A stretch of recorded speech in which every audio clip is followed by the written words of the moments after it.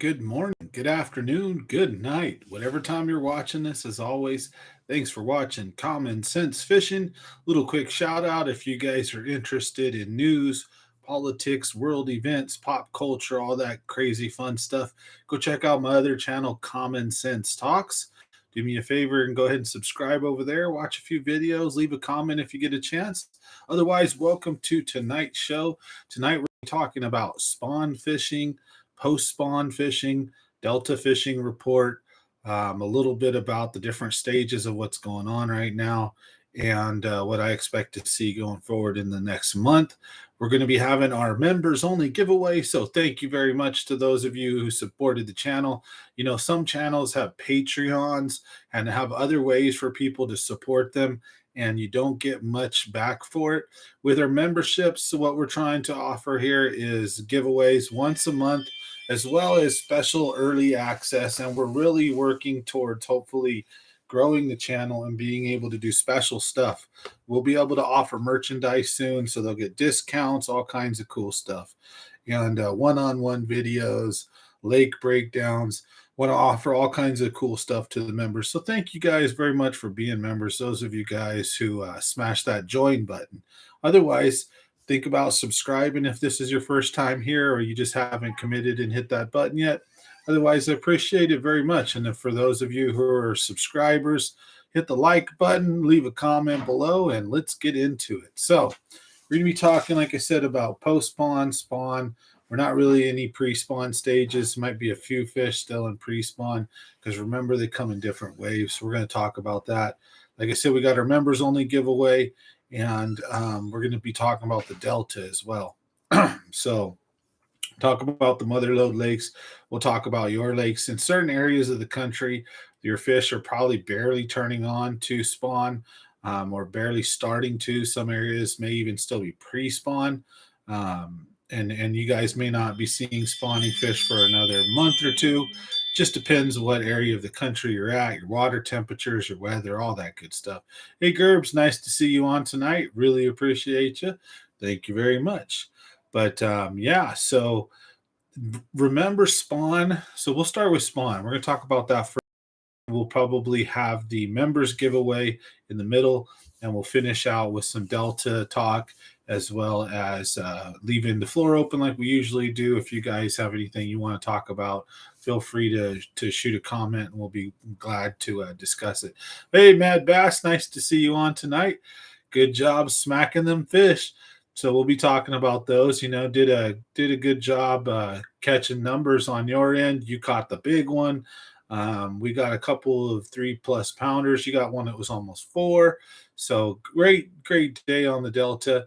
It wasn't like super awesome for numbers and bags, but we pulled out of our hat about a 12-pound bag, and you know, it was tough, but you know, we made do and had fun. And any day on the water beats a day in the office.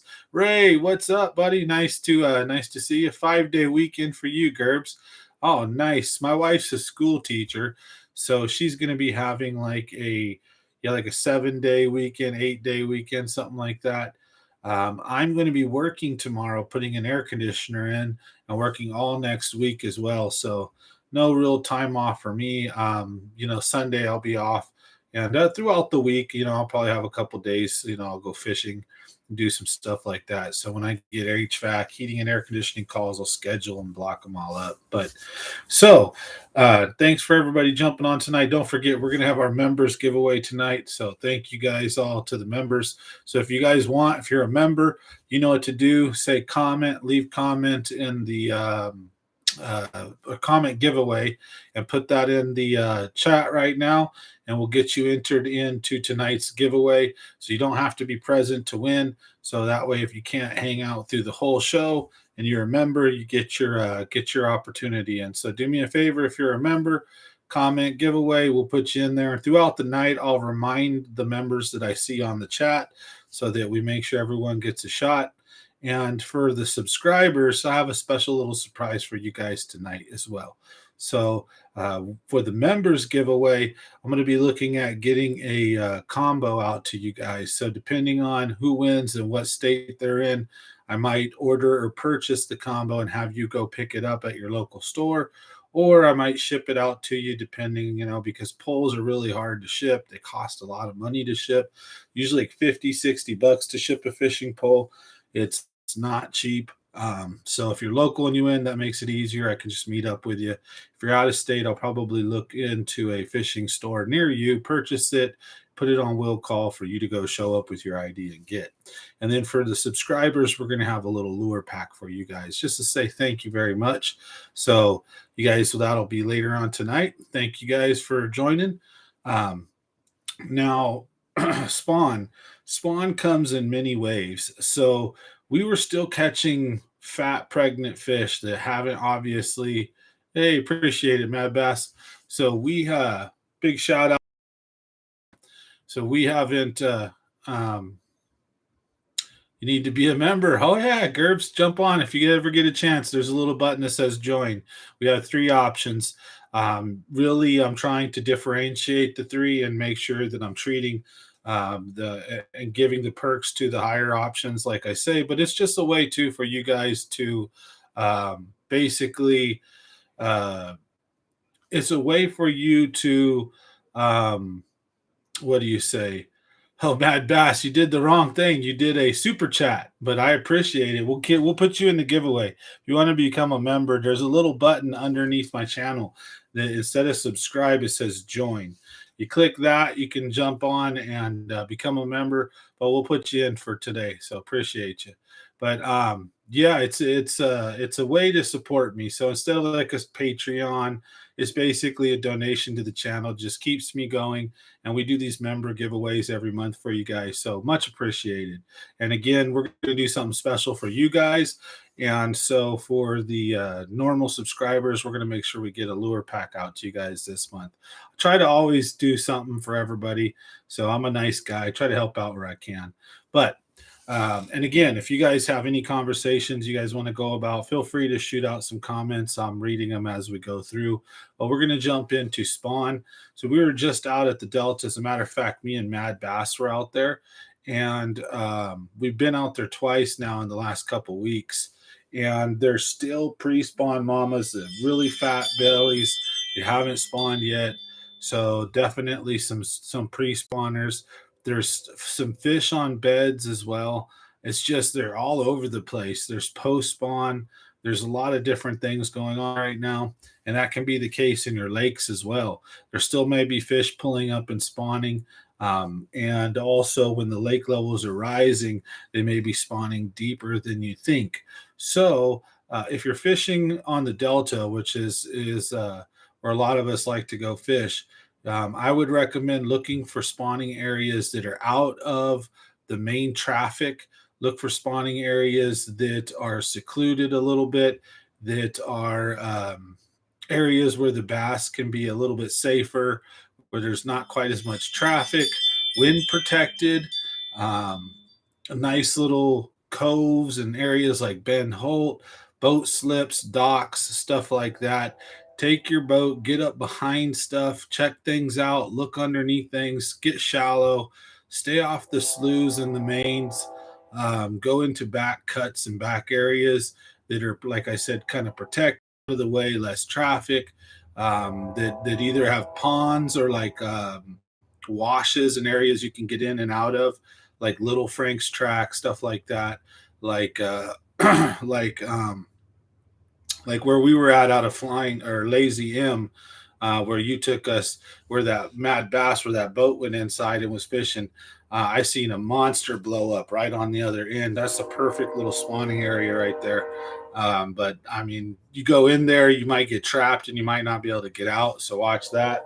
But they're in a lot of different stages, and so I want to remind everybody that some of these bass will spawn as late as into late May and even early June on the Delta. So in the lakes, I think it's late May is usually the latest you'll see them. Hey, Mike, nice seeing you on tonight. How was the water clarity? So, in some areas, it was super dirty. And then when you got into others, it was pretty decent. Like you could see down 4 or 5, 6 feet. So, for example, Discovery Bay was real clear water or pretty clear water. But there's just a lot of weeds in there, and we just didn't have any luck in Discovery Bay. Bunch of weeds and hydrilla. So we did go check in at Discovery Bay. We've had a lot better luck over by I forget what the name of the place was called, but we had a lot more luck running down, I think, Virginia Slough and into a couple of other areas. So, um, what I like to fish personally is more South Delta near the I-5. Hey, thanks, Mike. Appreciate it for being a member. So, I like to fish Ben Holt, Windmill Cove. I like to fish Little Potato, White Slough. I like to fish Apothecary Cove, which is right next to Lois Park. I like to some of the main delta down there where the big riprap rock is. Lads, Buckley Cove holds some decent fish in the spawn as well sometimes, but it's a real pick and choose. So if you got a couple guys on the boat, it's hard to get in there and have two guys fish efficiently. At the delta, if you're by yourself, you can really stick them because the guy in the front of the boat, what you can do is you can maneuver your boat, get in between slips, go in between docks, and have angles and things that no one else can get. And that's really how you want to fish the delta.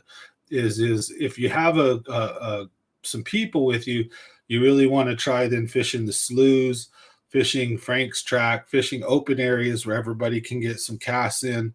Um, and you can cover some water, do stuff like that, Mildred, stuff like that. But when you are by yourself, I recommend going to places like any boat launch, any launch that has slips and it has like Russo's all along there, all up inside of those boat slips, docks, behind them, in between them, especially things like Ben Holt, in between all those slips and all around. That's a nice spawning area, Ben Holt. Known to have monsters there. So that's one of my favorite spawning places. But again, try to remember that there's lots of fish coming in waves. Now, what I find is a lot of the time, the biggest fish will move up in the first wave or so, while your medium and smaller fish seem to come in at later times. There will still be a big freakish giant that comes up to spawn late, in June or May in the Delta, late April as well. April is full on spawn, so there could be some really huge monsters on bed right now as well. But one of the things, like I said, I think a majority of those bigger fish take the best spots and the best beds first. So right now, a lot of those fish are probably going to be post spawn, in which you can catch them with crankbaits, top water, spinner baits, underspins, jerk baits. You most likely going to need to fish them slow right now until the weather kicks up. What bait would you use in those areas around boat slips? So this is my kind of tactic. We'll explain it. Is let's just say you have. I guess I could kind of draw it. Let me see. I'm going to do a quick little drawing for you guys. So these weren't meant to be used on paper.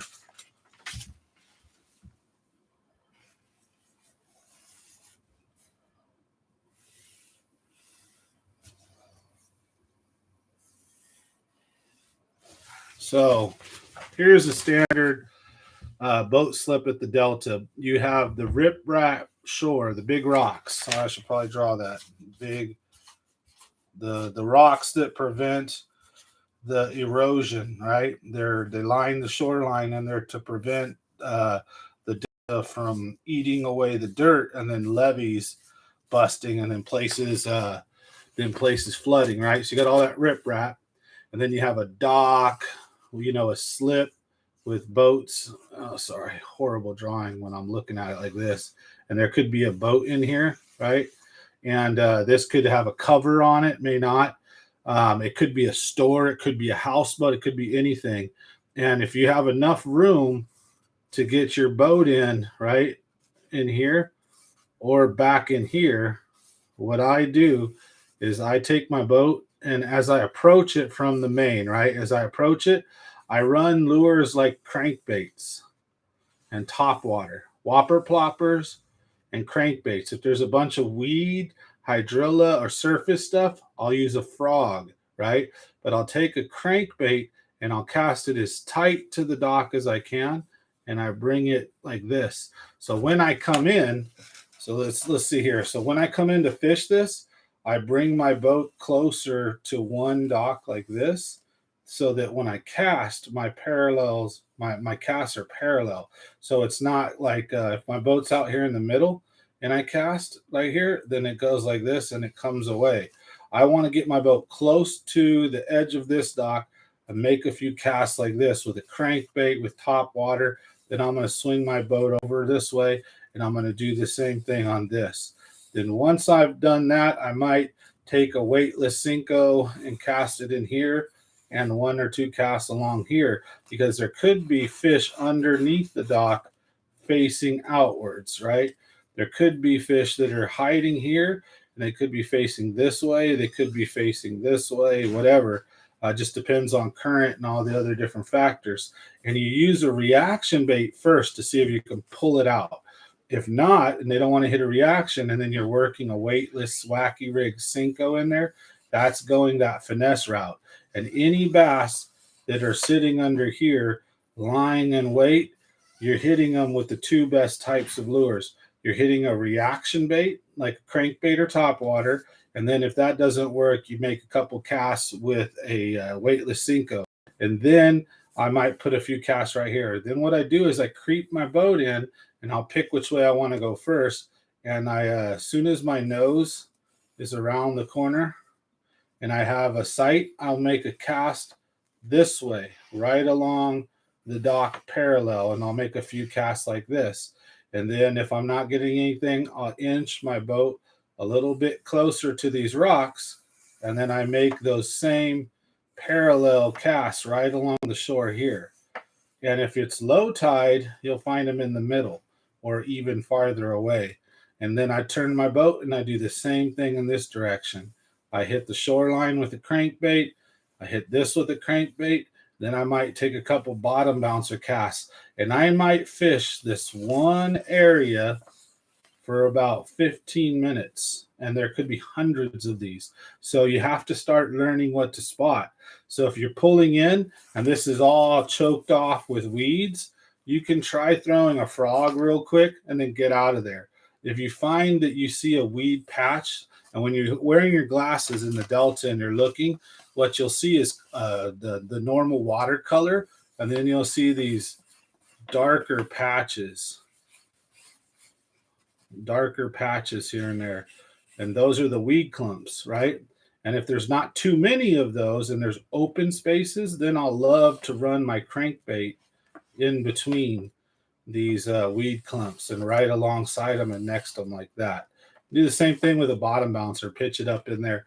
And you'd be surprised how many fish call those docks homes, the slips homes, wait in them, sit there, and nobody fishes for them. Everybody's out running and gunning, fishing everywhere else. And it's like, there's so much cover right there. But when you get a double digit or a monster bass, it can be hard to control in close quarters like that. So it's a tricky situation. I've caught a lot of fish fishing those kind of docks, like Ben Holt especially. That's exactly how I'd fish Ben Holt. Now, if it's spawn, I might do a few casts with the crankbait, an underspin or something, and then immediately go to things like a Wacky Rig Senko or a drop shot. And believe it or not, drop shot is one of the easiest ways to catch big and little fish at the Delta during spawn. The next would probably be the Wacky Rig Senko or a Nico rig, weedless. And, that's really the main ways that I fish the Delta during this period of year. This time of year, I'm going to look for wind protected areas. I'm going to look for little coves. I'm going to look for places off the main. I'm going to look for safe places. Another thing is, you also pay attention to your fish finder. Traditionally, if you're fishing in an area that's 20 feet deep and you're 10 feet away from shore, that shoreline is a bit too steep to hold spawning bass. That's a summer or a winter's pattern at the Delta. They're going to be somewhere where the shore, of course, at the delta, you'll have that drop off from high tide down to low tide, and then you have the bottom out. They like to be on flats. They're not going to spawn where you have 2 feet of shore, 2 or 3 feet of shore, 4 feet of shore that is, let's say, X amount of feet deep, like perfect for spawn, and then it just drops right off into 20 feet. A lot of the times you're not going to see a lot of bass spawning there because in that flat, it's a lot of weeds and there's not going to be a lot of places for bass to make beds. So then when you have that area was a big flat, and there's periodic weed clumps, there's places in between those weeds for bass to fan out their beds. So at the delta during spawn time, do not waste your time messing with a ton of weeds. Stay away from weeds. If you see the area is choked off from weeds, you need to find clearer water or patches where it's like looks like a Dalmatian or a leopard, where there's weed patch here, open spot, weed patch there, open spot, weed patch here, open spot. Because in those open places in between the weeds is where you will find those bass setting up. And then why I'm using things like a crankbait right now is because pre-spawn and post-spawn bass will smash a crankbait. And a jerk bait will do the exact same thing that a crankbait will do. It'll pull out those bass and they'll smash it, but it can also trigger a bite from a bass that may not have hit a crankbait with that sudden jerking movement left to right. And then that pause is deadly. So pre and post spawn, giving it a 3 to 5 second pause can be the ticket. Doom, doom, doom. And then you just wait. And all of a sudden you just boom, your pole gets yacked out your hand almost. That's pretty fun stuff right there. You can catch fish top water right now. So top water is already starting. So if you want to throw some top water, those pre and post spawn fish need to eat. The pre-spawn fish need to maintain energy levels and food for all those eggs, for the spawning procedures that they got to do. So wasting all that energy and doing the spawn thing, and they go through their little lockjaw. So if they're not fully committed to a bed yet, they'll eat. They need to eat. Then once they do their dance, they're a lot harder to catch. They're stuck to an area, and that's when covering water can hurt you, and you need to slow down and fish more things like Cincos and drop shots and whatever else works for you. And then post spawn, once they pull off from their bed, that little lockjaw phase, then they're hungry again, and now it's almost like a summer pattern. They're ready to go smash and eat. But usually those big females, their meal in the first few weeks after spawn is going to be something like bluegill or something like that, because after bass spawn, bluegill come up to spawn right after, and bluegill harass and mess with the fry. Now, males will immediately within a few weeks turn on the fry, and they'll start gorging on the fry. They'll be really easy to catch with almost anything, and you'll have a ton of small aggressive males that'll be right up shallow. They'll be with the fries, and sometimes there'll be big females with the fries as well. But in that case, when you're fishing post spawn, what I would highly recommend is fishing the outside weed edges and fishing just a little bit of back away from where you think those beds are, because those females are off of where those beds are for pre-spawn. Then during spawn, when they're right going to do their thing, they move up. They're only up there for a few days at max. Then they pull down and they're back into post-spawn. While the male has to go up there, clear the area out, make the bed for the female, fertilize the eggs, and then guard the fry. That male is going to be in that strike zone in that area that's closer to shore for a much more extended period of time. So if you want to catch bigger fish at the delta, in my opinion, unless you're sight fishing and spotting them, fish that outside weed edge. And one thing that can be very different from the delta and the lake is, we're going to take a picture and show you guys. So we need to do some more whiteboard videos. I got the whiteboard up there. I'm going to start doing some more whiteboard videos. But say you got a shoreline. We're going to draw two shorelines. So you got a shoreline at the lake. It's much easier. Let's say you got the shoreline at the lake, and then you got the shoreline at the delta. All right. So here's the delta, here's the lake. It's easy at a lake when you have your boat out off a shore to position it like this, look shallow, and the guy in the back and the guy in the front can just pitch up towards shallow like this and bounce their lures down because you're spawn fishing most of the time, right? And you can take the guy in front can take power stuff like top water and crankbaits, run it through this, and then as the boat moves up, make a few casts and get a few angles, right? However, at the Delta, I don't ever fish like this much. At the Delta, I will pull my boat up right close to shore, right close to shore, so that all my casts are parallel. So that as I'm moving my boat, my casts are right next to shore like this. And sorry guys, sorry about that. So at the Delta, I always fish parallel. I don't ever, I mean, I'll do it in someone else's boat. It's not my boat. But when I'm the captain of my boat, I don't ever fish like this. And then another thing is usually if there's two guys in the boat, the guy in the front, instead of casting like this, he should be casting way ahead of him. And his cast zone should be somewhere like this, all the way up ahead, and then pulling it to him while the guy in the back fishes from right here to about right here. Because if he's fishing directly to the side like this or backwards like this, and the boat is moving forward, you're going to pull your lure into snags a lot. And then if you get bit and the boat's pulling away and you actually get a fish and the boat's moving away from it, so if your lure's in front of you, you have a lot more room. So once you hook a fish, you can say something. The guy in the front can hit spot lock or slow down, and then as the boat moves forward, you bring your fish in towards you instead of the boat jamming. You hook into a fish behind you, and then you're not going to get good hook sets. You'll lose and dump a lot of your fish. So at the Delta, I pull right up shallow and fish parallel. And then lastly, at the Delta, let's just call this the shoreline. Okay. So at the Delta, there will be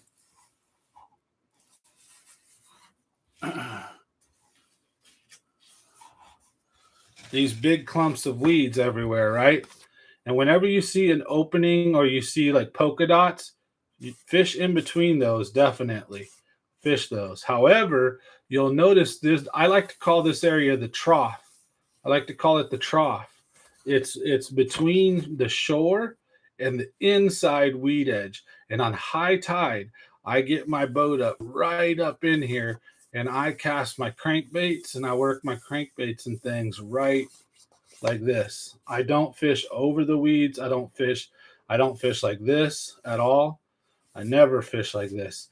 I run that whole trough this way because if there's a bass here and there's a bass here, my one cast goes right near both those bass. And if I'm moving and I put a cast here, then I put a cast here, then I put a cast here, I'm guessing, I don't know where those bass are at, and I may miss those bass with every cast and not catch jack squat. And then if the boat's moving, you only have a little bit of room to work that bait before you pull it into these weeds, and now you've got to rip it out or move it over, right? So you only have this little tiny area of opportunity when you're casting like this. If you get your boat up there and you cast left to right, you now have every little fish that could be in this weed pile, your lure is going right by their face. And you'll get 10 times more fish. Trust me, fishing this way at the Delta. Whenever the tide and it's going down or the tide's down and it's coming up, but it's not full yet, you need to fish right here. You need to fish this weed edge. And then another thing is if your boat's out here and you're casting at this weed edge and working it in, same principle applies. You may think I'm hitting every little pocket that I see, but there could be random fishes in places, right? and you may make a cast in this spot, bring it out. Your next cast isn't going here, and then your next cast here, and then your next cast here, and then your next cast there, and so on and so forth. Instead, you make one cast here, then your boat moves, you get ready, then you make your next cast here, then your boat moves and you get ready, then you make your next cast here. So there could be a bunch of fish piled up right here, but you're only getting 3 or 4 chances at them. If you pull up parallel, you get every single fish that's in there, and then you can make 3, 4, 5 casts, multiple casts at them. So I highly recommend that if you're fishing the Delta, really get up there and fish parallel. Do not fish at the shore. So how offshore are you usually casting when parallel casting on the Delta? Boat width or more? I'm usually within a foot or two of the shore where I can scratch and bang my boat up fairly easy if a boat or wave comes by. And then what I do is if I see a boat or wave come by, I pull away from the shore, I let the stupid wave and stuff come by, and then when it calms down, I pull right back over it. So here's something to think about it. So again, remember, shoot, this is all marked up now. So remember, if I was talking about how there's a trough, right? So there's a couple of things you want to consider. So if you have the shoreline right here, and then weed patches right here, like this, okay. So and let's just say this gap is 2 to 3 feet, and most guys will position their boat, say about right here. So most guys will kind of fish like that and then cast up in here. They'll cast in between, and they cast like this. And then even if they cast parallel, they cast like this, and then they run it this way, 45. That's not parallel. Now, if it is medium tide and lower, these weed clumps will be water. So if you take your boat and you put your boat over, you're going to get a ton of weeds in your motor, a ton of weeds in your motor. It's going to be harder moving forward. You're going to go slower, but that can work to help you in the wind. So it depends. If it's really low tide, this is just pure weeds and you can barely move. You'll burn your trolling motor batteries. You'll just beat your trolling motor up. You're over here. If your boat is right here, and then there's not enough room for your boat to sit right here, right? Your boat's 5-6 feet wide or more, right? So what I try to do is on high tide.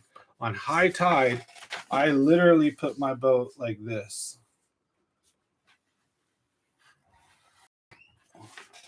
On high tide, I get my boat about right there. And I'm casting all in here like this. I'm running all my casts like this. And then I'll turn around if I don't have no one in the back of the boat, and I'll run like this. So if I'm by myself, I'll cast backwards, forward, and I fish this whole trough area, this whole area right here. And if I'm not having any luck, I could just pull my boat out and position it.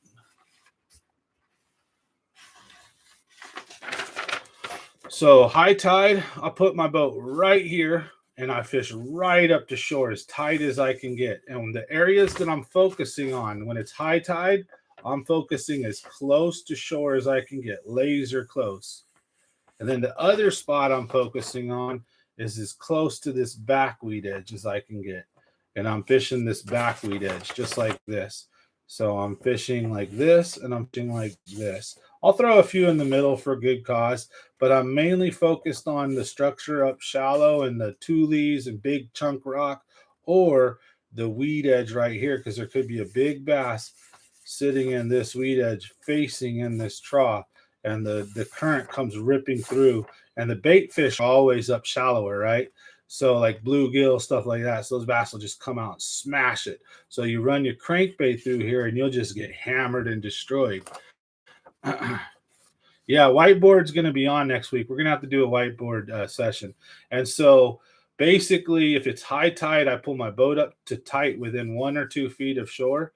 And then when the tide goes low, I put the edge of my boat right in line with that weed edge so that I can cast like this and cast along the weed edge parallel. And then when I want to, I can 45 in between the weed clumps when there's like polka dots. Sometimes it's one massive weed pile for like a quarter-mile stretch, right?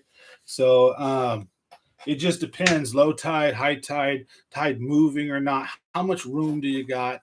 And then look at it. When you pull up to a shoreline and the weeds are like 10, 20 feet wide, don't even bother with that unless you're trying to top water or punch it, unless you're trying to frog fish it or punch it. That's a whole nother story.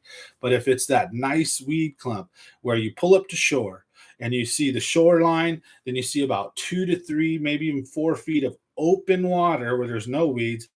Then you have the weed clump, and the weed clumps are only 1 to 3 feet wide. Those are perfect for those fish to sit in, and they can either look up at the shore and ambush things in what I like to call the trough, or turn around and face out into the main delta and come out and hit things on the side weed edge. So I am always fishing one of two things, one of three things essentially: inside weed edge, outside weed edge, direct shoreline where bass are going to be sitting up between big riprap rock, or you have a bunch of riprap rock and then you have a pile of tules, and the bass will be tucked into those tules, kind of waiting for something to come along and then dart out and smash it. So it's or structure like docks, piers, anything that sticks out. You can run top water along it. You can run crankbaits along it. You would be surprised how many monster fish I've caught just going up to some random dock and making parallel casts. And it's summer, hot sun, and those bass are sitting there underneath those docks getting shade with their noses out facing into the current, waiting for food to just be stupid and come by, and then it come out and dart it and hit it. And when that bass is there, that at the delta, for me, the crankbait, spinnerbait, and underspin have been the three most deadly lures to convince that bass to come out and hit it when it may not have hit Cinco or a drop shot. You're saying, well, wait a minute. The Cinco and the drop shot so finesse, it should get almost any fish to eat at any time. And it is true if the fish is stationary. However, if the fish is moving, or if the fish is in a ambush predatory stage, it almost like that fight or flight instinct. When that lure comes by, it makes that split second decision. That's why they call it reaction. So you can force a bite out of a fish that doesn't want to.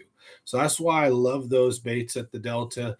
I really do throw a crankbait 9 out of 10 times, or probably 7 out of 10. And then after that, it's going to be split between an underspin and a spinner bait. And then if I have enough open water, top water, I'm throwing like a whopper plopper. If there's a ton of debris, weeds, or stuff like that, film and filth floating on the surface, then I'm using a frog. And those are really, I keep it really simple at the delta. And my strategy is not like throwing 100 different lures. My strategy is throw 3 or 4 main type of lures as far as reaction. I'm going to throw a crankbait. I'm going to throw a jerk bait. I'm going to throw a spinner bait, an underspin. I might throw some top water, and that's about it in that category. Then I'm going to go over to the bottom bouncer category, and I'm throwing something like a Wacky Rig Cinco. A Texas Rig Cinco really comes in handy too sometimes there. And a drop shot, and when I use a drop shot, I don't usually use the smaller hooks. I'll use a regular skip gap hook, and you can set it up weedless, so your hook's not always getting into stuff. That's actually called power shotting. It's not called drop shotting. Drop shot is an open hook through the nose with a specific type of hook, while if you use a drop shot, you're using a skip gap hook, even with a finesse robo worm, that's technically called power shotting from what I understand. So power shotting, Wacky Rig Cinco, and a weedless Nico. Same thing on the houseboats on Pedro. Exactly. You may have days, if you go and do this at Pedro, you're going to have days where you might catch 1 or 2 fish doing this. Might catch a dink or two, and you may have done much better jig fishing or whatever. But there are going to be days, if you do this at Don Pedro, Lake McClure, and you pull up to docks, houseboats, and any kind of major structure, and you work a top water or a reaction bait along it, you're going to get crushed. And I can show you guys. So, those of you who watch the channel long enough, if you've seen my intro where Ryan Cook does the intro, and then I'm like, you see the giant bass shaking its mouth coming out, and I'm all, oh my God, oh my God. And you can see my buddy's like leg in the video. That was a 9 pound bass at Lake McClure that came off of a wake bait right at Barrett's Cove, running it parallel to the gas pumps. And there's all kinds of times I took Big Vic, Little Vic. We went out to McClure and I was telling the same story. And we went and I told him throw a jerk bait along the break that sits there at Lake McClure. And when Barrett's Cove is there and the lake level is higher, they have that big break so waves don't come in and mess with Barrett's Cove. And they got the opening that the boats drive. Go and cruise that and chuck a jerk bait all alongside those big plastic blocks on the inside and the outside. I guarantee you get fish. Now, in Big Vic, Little Vic's case, they got like a 2.5 pound largemouth, but hey, it was one of the best fish of the day when we went. And that's on video too. And I've got a lot of fish doing that. Now you can do that now at these mother lode lakes. It's 10 times more important than at the Delta. See, at the Delta, they have so many docks, they have so many slips, they have so many restaurants, stores, houseboats, yachts to hide under. There's all the tules, there's the weed patches, there's hundreds and thousands of miles of shoreline and places for these fish to hide. You go to a place like Don Pedro, Maloney's, or McClure, and they've got this giant open lakes with no structure barely. And in one little area, you've got all the docks at like Barrett's Cove, and a few at McClure Point, and then you have all these houseboats.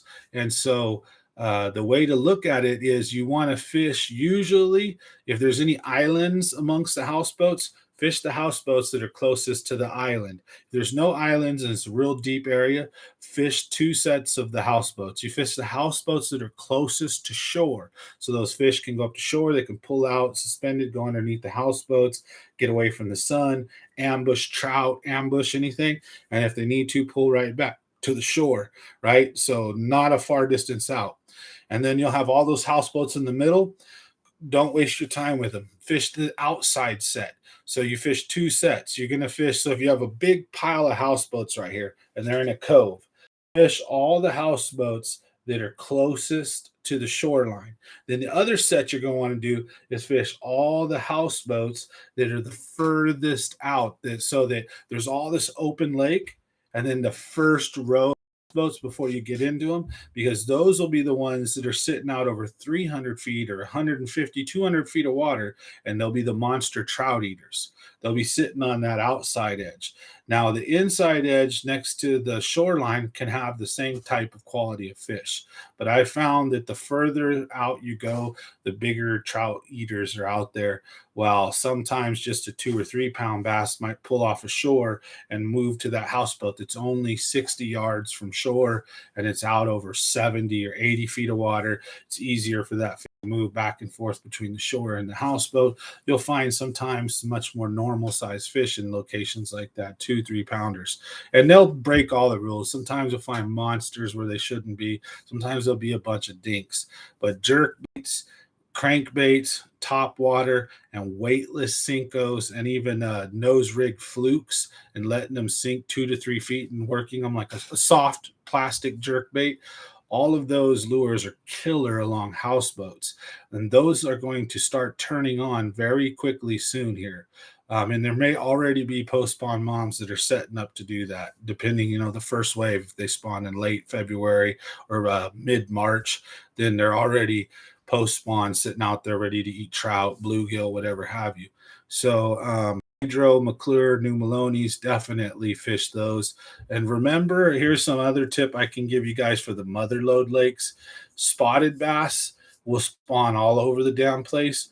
Largemouth will almost always be shallower and or always spawn next to wood or boulders or cover. while a spotted bass may be on a nice open flat. They could be anywhere. They could be next to logs, trees. They could be next to boulders. They could be on points. They could be in coves. Spotted bass will spawn anywhere. They usually will spawn anywhere from 1 foot of water all the way down to like 15, 20. While a largemouth bass is usually spawning right next to laydowns, right next to big old boulders. Hey, Racho, what's going on? Nice to see you on tonight. Oh yeah, all the members, don't forget, comment giveaway, get yourself entered in tonight's giveaway. So we're gonna have our members giveaway tonight. And then if you're a subscriber of the channel, please do the same thing. Comment giveaway now in the comment section, and that'll get you entered into our surprise little subscribers giveaway as well. So we're having two giveaways tonight, a little bonus giveaway for the subscribers to tell you appreciate you very much. But members, you guys are the bread and butter. I don't make a lot of money on doing this at all. Trust me. I make maybe $1,000 to $1,200 a year so far. But hey, you start somewhere, you snowball it. Maybe we can grow this into something much better. So the average I make is $60 to $100 a month doing YouTube, but that pays for 1 to 2 fishing trips. And then maybe next year it'll pay for 3 or 4. And then the year after 6, 7. The year after that, maybe I can hire a camera guy, hire a drone person to set a drone down, and I can make casts at the drone. And then the point of view will be you're sitting right at the water's edge. You see me out on my boat, and I come cast the lure and slow, and then normal speed. And then right as it's coming at the camera, it hits the water and skips a couple times, slow mo, and then maybe top water. I'm using some big bass, boom. I'll try to edit, make some great videos, but I don't have the money or time to do that. I have all the dreams to turn this channel into something pretty cool. That's also why we do these live streams here, to give out tips and tricks. That's why we have those memberships, because you guys are what keeps me motivated, to be very honest, because I don't make anything doing this. I'm losing money in YouTube, but I enjoy it. It's a great hobby. I love fishing, so why not record it and share it with everybody? So it's not like it's like that I'm losing money, but as a business model, yeah, I would be. So like if I was trying to spend go fishing to make money, it's not going to work, at least not right now. But if we grow the channel enough, maybe it can at least pay for itself, and maybe a little more. That would be great. So to you members, I thank you so much. That's why we do this every month. We have a giveaway for you guys. So smash that like button if you guys haven't already. And I'm excited to have a giveaway tonight.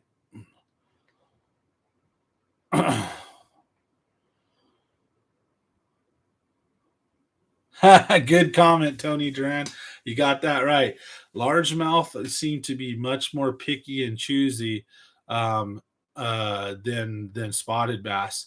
While spotted bass will get in where they fit in, largemouth really seem to key in on wood. And that seemed to have been the biggest tie down that I've noticed between New Maloney's, Don Pedro, and McClure. Every decent largemouth I've caught during spawn so far has been located in one of two places: a big spawning flat that's got laydowns or wood, or a spawning flat that's got decent, and then all of a sudden there's like a boulder pile or clumping here and there, and they'll pull right up to that boulder and spawn next to it. They want something protected to be by. Well, spotted bass will be scattered down every stupid shoreline you can imagine, and there'll be a dumb largemouth here or two here and there, but for the majority, head into wherever there's woods. And is spawn over at Maloney's? No, it is not. So I don't expect spawn to be over until probably sometime mid or early May for the motherlode lakes, for you to literally you'll have some squeakers. I don't mean squeakers by small fish. I mean, you're going to have fish squeaking in to do that last stage of spawn, probably all the way up until early May. And then I suspect that you will have no more bedfish in the next probably 2 weeks at most. And what'll happen is there won't be any females up there.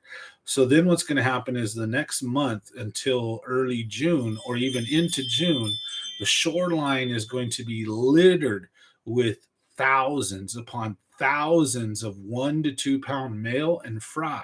And the male will be guarding the fry, and then they will turn and start eating the fry. In which case, the fishing is going to get phenomenal for numbers. It is going to be epically good soon, where the fish are active. They start really becoming a lot easier to catch. However, those post spawn mamas are going to be deeper. They're going to be on the next drop off. They're going to either be somewhere like on the next drop off or next to big structure like trees, docks, ambush points, rock piles, somewhere where they can sit, relax, and then ambush and eat something that's dumb enough to pass by. So they can be a lot harder to catch those first few weeks. And then once the water temps warmed up, once the male have started to push those fry offshore and the fry start to go down deeper, once the fry have gone from these little tiny things like this to like this, once those fry hit about this big, then the females will start feeding on them as well. While the main diet for the females after spawn will be bluegill if they're there. Any kind of panfish or predator for the fry, they'll be right there in that next drop off waiting, because the bluegill and perch and stuff like that are going to come up to spawn after the bass. So the big mamas are going to take advantage and eat those medium sized bluegills and gobble them up. Any fish in that 30 to 40 foot, I would say at New Maloney's that I wouldn't waste much time. I'll tell you what, that I probably guarantee if you went and you spent time fishing 30 to 40 feet, you could pull a few decent spotted bass out right now that are either post spawn and they're moving back down there, or they're extremely late spawners that are moving up, or just some weirdos that maybe bedded maybe the first stage of spawn, and the lake over the last month has, let's say, risen 15 feet. Their bed was in 3 to 5 feet of water. Now their bed's in 20. Then they're done spawning and they move off to that next drop off, 25, 30. You might find that some smallmouth in that range, but I would strongly recommend against it. Right now, all of my fishing would be done in 1 to about 25 feet of water. And I would be looking for big mamas still on beds. I would be throwing reaction to try to get the big mamas to eat when I see the right location and place. But then if I want to catch fish, I'm going to be throwing finesse. I'm going to be throwing worms, shaky head, drop shot, Nico rig, Ned rig. Depending on where I'm at, I'll be throwing different things, right? Because of the bottom and whether I'll snag or I'll bring a bunch of debris. For example, you throw a regular Ned rig in a place like the Delta or Salt Springs Valley Reservoir, which has all this dead like leaves and other material at the bottom, or any place that has dead grass, you're just going to constantly be pulling crap in with your lure. You're not going to like it. So if the lake levels rose a lot and there's a bunch of submerged grass, that's always sucks to like a Ned rig. That's when like a weedless Ned or a Texas rig, Cinco, can come in really handy and killer. Wacky rig, weedless. So I'll be fishing primarily still finesse stuff. If I see stuff on beds, if the fishing is tough, those would be the two ways that I fish right now. Strategically using something with reaction to try to get a post spawn, or even one of the freakish pre-spawns, but just to get a feeding fish, right?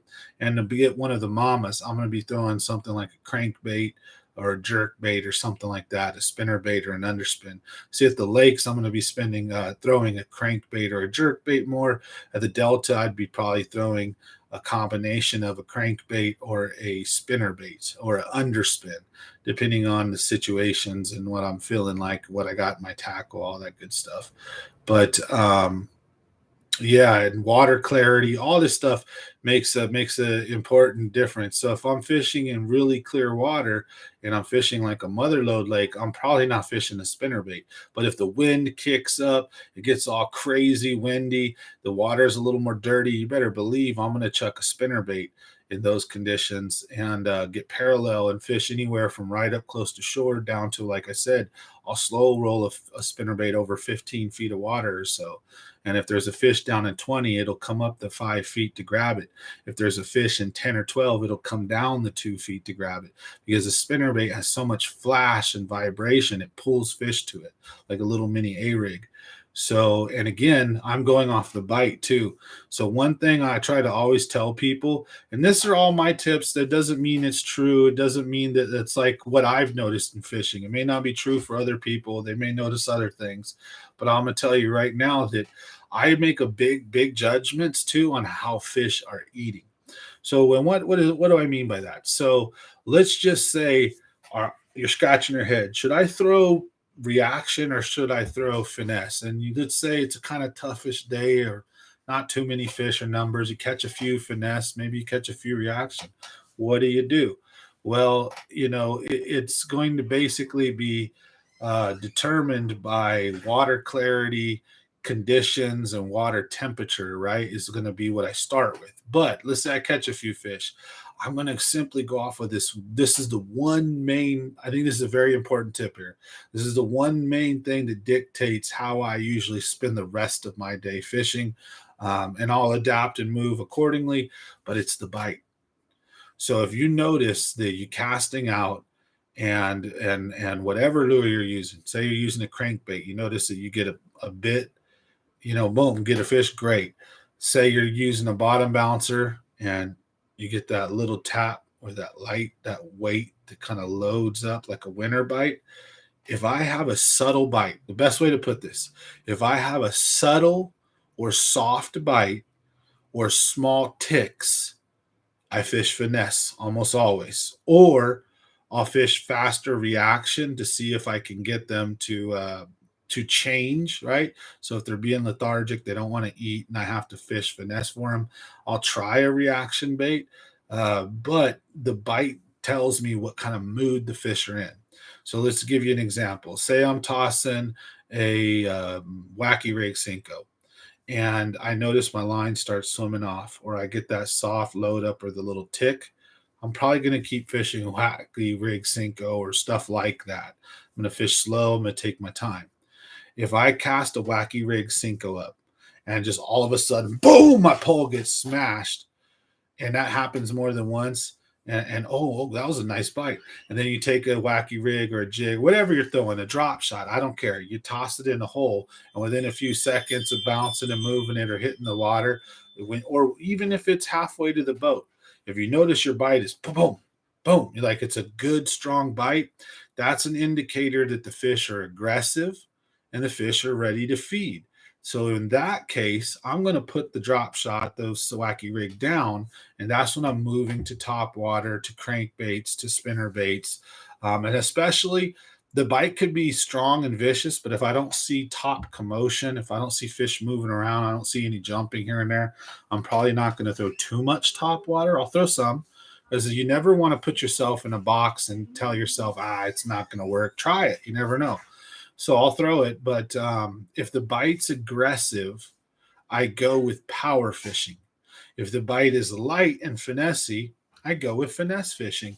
And it has served me extremely well. But again, I don't want to put myself in a box. So I will check in, because sometimes you have to use reaction to get a lethargic, lazy bass to actually really want to eat, or to get the right fish, the bigger fish. Sometimes you need to kind of trigger that fish to eat. So, but in general, light bite, finesse, stronger bite, power fish, if that makes sense. Confidence bait. What's shaking, Mr. Rucho? Where have the big fish gone? No more launch come May. Dirt 4x4 only. Only fish, any fish. Okay, so Big Bass King, no more launch come May. Yeah, we had a bad year this year with water, with rain, with snow melt. So New Maloney's is going to be bad. Clear Lake is going to shut down in July. A lot of the lakes are going to be defunct. So people might hate me for this, but I'll give you guys a little tip. Lake Tulik. If you have a lake underneath a lake, or there's a river attached to that lake, we're going to give you a perfect example. Lake McClure sometimes is full, sometimes it's bone dry, like this peewee little reservoir. What lake's always full? Lake McSwain, because there's a hydro power plant up at McClure Point that needs to generate electricity, so they're always putting McSwain. The Merced River is a protected federal, like special river, so it has to always have water going through it. And being that McSwain is downstream of McClure, like a chain lake, but you can't get from McClure to McSwain via water. You can't go up the dam, right? Um, that lower lake is always going to have water in it. So if you look at New Maloney's may go low, but where's all New Maloney's water going to? All of New Maloney's water goes right into Lake Toolik. So Lake Toolik should maintain much better, healthier water levels while the other lakes drop nastily. So I'll give you a couple of bits of advice. I might also get beat up for this one. Lake McSwain has a ton of monster bass. Yes, it's true. There's a lot of good bass in Lake McSwain. Nobody fishes for. All you have to do is fish the brush pile and up towards the river. There's a couple of rock piles and flats out there, and you can fish down by the dam for some, and there'll be some over by the restaurant. Stay away usually from the other shoreline unless it's summer or winter, and throw things like drop shots and finesse stuff, or either throw big swim baits and A-rigs and stuff like that. There are monster bass in McSwain. Believe you me. I should fish for them more, but I've been really hesitant to go there and blow that place up. Because I'll tell you right now that there's a ton of trout fishermen that go there. However, there's some local guys that have been fishing McSwain for a long time and know that it's loaded with bass. I'm one of them, but I haven't done a ton of bass fishing there. But I've caught my fair share of bass out of McSwain, but I've never really focused on it. And even as a kid, I remember seeing a kid catch an 8.5 pounder on a crawdad there. Or his picture was up on the window for the longest time in that restaurant. And he was there at the boat rental place right there by the restaurant, by the ramps, kind of in the swimming areas. And he was right there in that little cove, and he was tossing live crawdads out, and he got himself an 8.5 pound largemouth. They are in McSwain. Nobody fishes for them. However, like I said, there's a few local guys that go up in there, and they usually head up river, and they'll start by the brush pile and up, and in pursuit of giant bass. No, I don't believe I have. I'll have to give that a read. I love reading, actually. I'm a super nerd. If you can see right here, these two Funko Pops are from my favorite books. I love reading. It's one of my favorite things to do. It's just it's a nice escape. So I'll have to go check those out. Now, Gerbs, confidence bait. Confidence bait. It depends where I'm at. If I'm at the California Delta, my confidence bait every time is gonna be at a river to sea Ish Monroe, Biggie Papa, or Biggie Smalls square bill. And out of all of them, the color that I am going to rock most, which I've got 2 double digits on already, is going to be cold blooded. So I'm going to throw my most confident bait I've ever fished with in my life is a cold blooded Biggie Papa 2.5 river to sea square bill. Um, Yeah, I definitely need to. I want to spend because this is going to be some. I don't lie to people. I tell you what's what. I've caught a lot of big bass under 10. I've caught 4 over 10, and I've caught a ton of 7s to 9s, like a lot. I've caught some big ass bass in my life. I've been lucky, and most of it's just been power fishing, fishing parallel, and fishing along structures and things. Not even putting too much thought in, just knowing fish parallel, fish near docks and boat slips and things, and just the monsters. The not New Hogan is free. Nice. I have to go check that out. The monsters come out to play. So where have the fish gone? The big fish gone? Uh, I've noticed the Delta seems to be kicking out less and less big fish.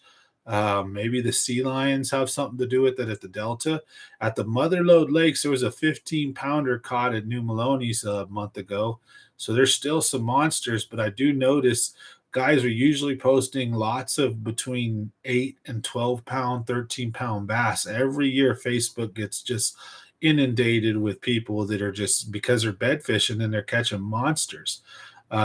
This year has been very different, and I think it's because of the crazy weather and the lake levels slowly rising the way they are. I think a lot of the beds have been deeper than we thinking, and a lot of those big monsters were in that 6 to 10, 12 foot range, spawning just out of eyesight where you can't see those bastards. So you either get them by luck or with a big ass swim bait or something.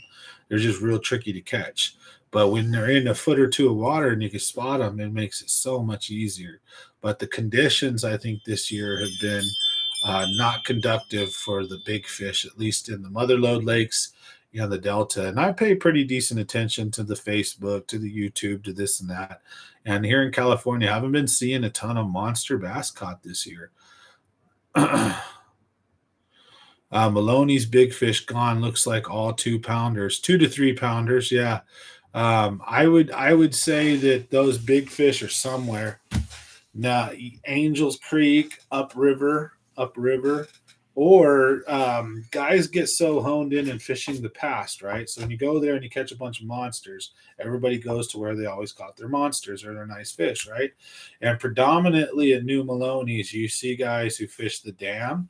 They fish Angels Creek, Black, and Coyote a bit.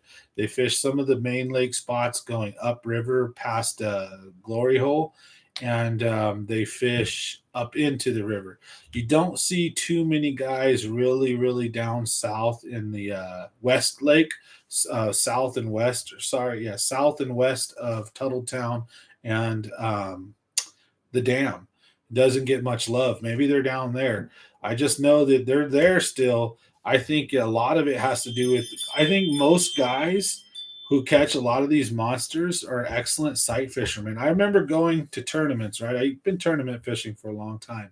And I remember I would always get whooped at the tournaments where guys could sight fish. So they were real good sight fishing. They'd spend all this money and time. They'd cruise around the lake. They'd find all the monsters. They'd graph them, mark them. And come tournament day, they're shooting fish in the barrel, rolling up with 20-pound bags and 15-plus-pound bags and 20-plus-pound bags, and I'm rolling to the scale with 8 to 12-pound bags, right? Stressing. But then days when those fish are deep or they're hard to find, that's when I usually shine. When you can't just run around the shoreline with your $100,000 boat and see them, that's when the intuition, years of fishing come in handy. But stuff like live scope is starting to really mitigate skill. Stuff like live scopes of putting fishermen in an ability to catch way more fish and bigger fish than they've ever been able to catch before. So mother lode lakes, these big fish aren't floating and dead. They're still there. They're somewhere. Some of them die here and there, but they're still there. I think this year has just been not productive because of the drought, the lake level conditions, the way they've been rising. I think most of these bass have been on deeper beds. And then big bass are smart, right? They usually don't get caught for a reason. Now, spawn is this that time of year where they're forced to come up shallow. But when the lake level's rising like it is, and it gets a little dirty, you can't see deeper than 4 or 5, 6 feet sometimes. When the lake level is really clear and it's stabled out, you can see sometimes in McClure, Pedro, 15, 20 feet down. And then most of the time, though, when the lake's rising and there's silt and dirt washing into the lake and the party boats start coming out, the tournaments are happening, bass boats smashing around, the waves beating up the shoreline, the shore becomes a little dirtier or muddier, and your visibility drops quite a bit. So catching these big fish just becomes that much harder. So you either catch them by luck or you catch them throwing them monster baits. And, and skill, a little bit of skill that's where I've came in is luck and skill is most of my big fish. I haven't sight fished any of my double digits. They all came just believing that there should be decent fish in these types of areas and then power fishing for them with lures like jigs, crankbaits, stuff like that. So are the fish spooky or locked on at Maloney's? So a lot of the fish at Maloney's that are 2 pounds and under are locked on or semi-locked, Or what they've been doing for me, anyways, is they've been kind of hanging out until you get really close to them, and then they get spooky and they do these circles. And what they do is they go right back to their bed. So they come out, they go right underneath your boat, they come back around, they go to their bed, and they look at you. If you're still too close, they'll just keep doing that over and over and over again until eventually they settle down and they lock on their bed. But if you cast at them, you start that spooky process all over again and they start circling. If you pull off and you just put yourself to where you can see the bed and barely see the fish, and then cast at it from a farther distance and use white baits, you can actually see the white just all of a sudden it's there, then it just disappears and you won't feel nothing. Just set the hook and try. A lot of the times the fish has actually got your bait. Or the crazier thing is you'll see your bait, the fish might pick it up, you might not see nothing, and then you might see your bait shift 2 or 3 inches. That's it. Just shift a little bit. That that fish has it, bam, whack it.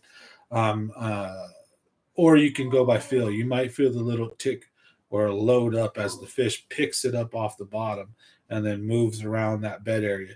It's not moving far, so you don't get a lot of movement, right? You don't get a good bite. So the fish could pick it up and literally just shift it or move a little bit, and you might just barely feel, a little sponginess. So right now, for me, most luck, there's been a ton of males. The 1 to 2 pounders seem locked right now. Haven't seen a ton of nice females. The females that I have seen have not been locked yet. I've seen a few that were in 6, 7 feet of water, really hard to make out. I knew there were females. I even seen one turning sideways and actually laying its eggs or whatever. And you could see the big white flash of the belly, and it just wouldn't bite. And it was hard. I couldn't see it. I couldn't see the bed. The water clarity was just too dirty, and the water level was rising too fast. I think those bass were in 6 to like 12 feet. A lot of the bigger, better fish. Both Maloney's, Pedro, they just haven't. They haven't been traditionally in that 2 or 3 feet water where you'll see them normally. So the family right there, they don't care that I'm on my live stream. They're just yapping away. Let me close this door. My son's a drama queen for sure. He's over there. Ooh, probably don't want to do his chores. See? Ooh, I hate this. You gotta love it. All right. 11-pounder caught in the South Bay last week. Nice. Is Lake Pardee good or just like McClure? Lake Pardee can be like McClure. I haven't fished it a lot, but I do have a good friend on Facebook who fishes there quite regularly and smacks some Mondo smallmouth bass out of there. Some pretty good spotted bass and an occasional decent largemouth. He bait fishes a lot with shiners, minnows, and live crawdads, but he smacks big ones out there. And I thought like Amador has always been known kind of similar to Pardee. It's been known as a tough lake, kind of hard to figure out. A lot of people don't do very good there sometimes, but Amador is just like Eastman. There's no spotted bass in that lake. It's just full of largemouth, and there's monsters in there. The trick is just figuring out what they want to eat and where they're at.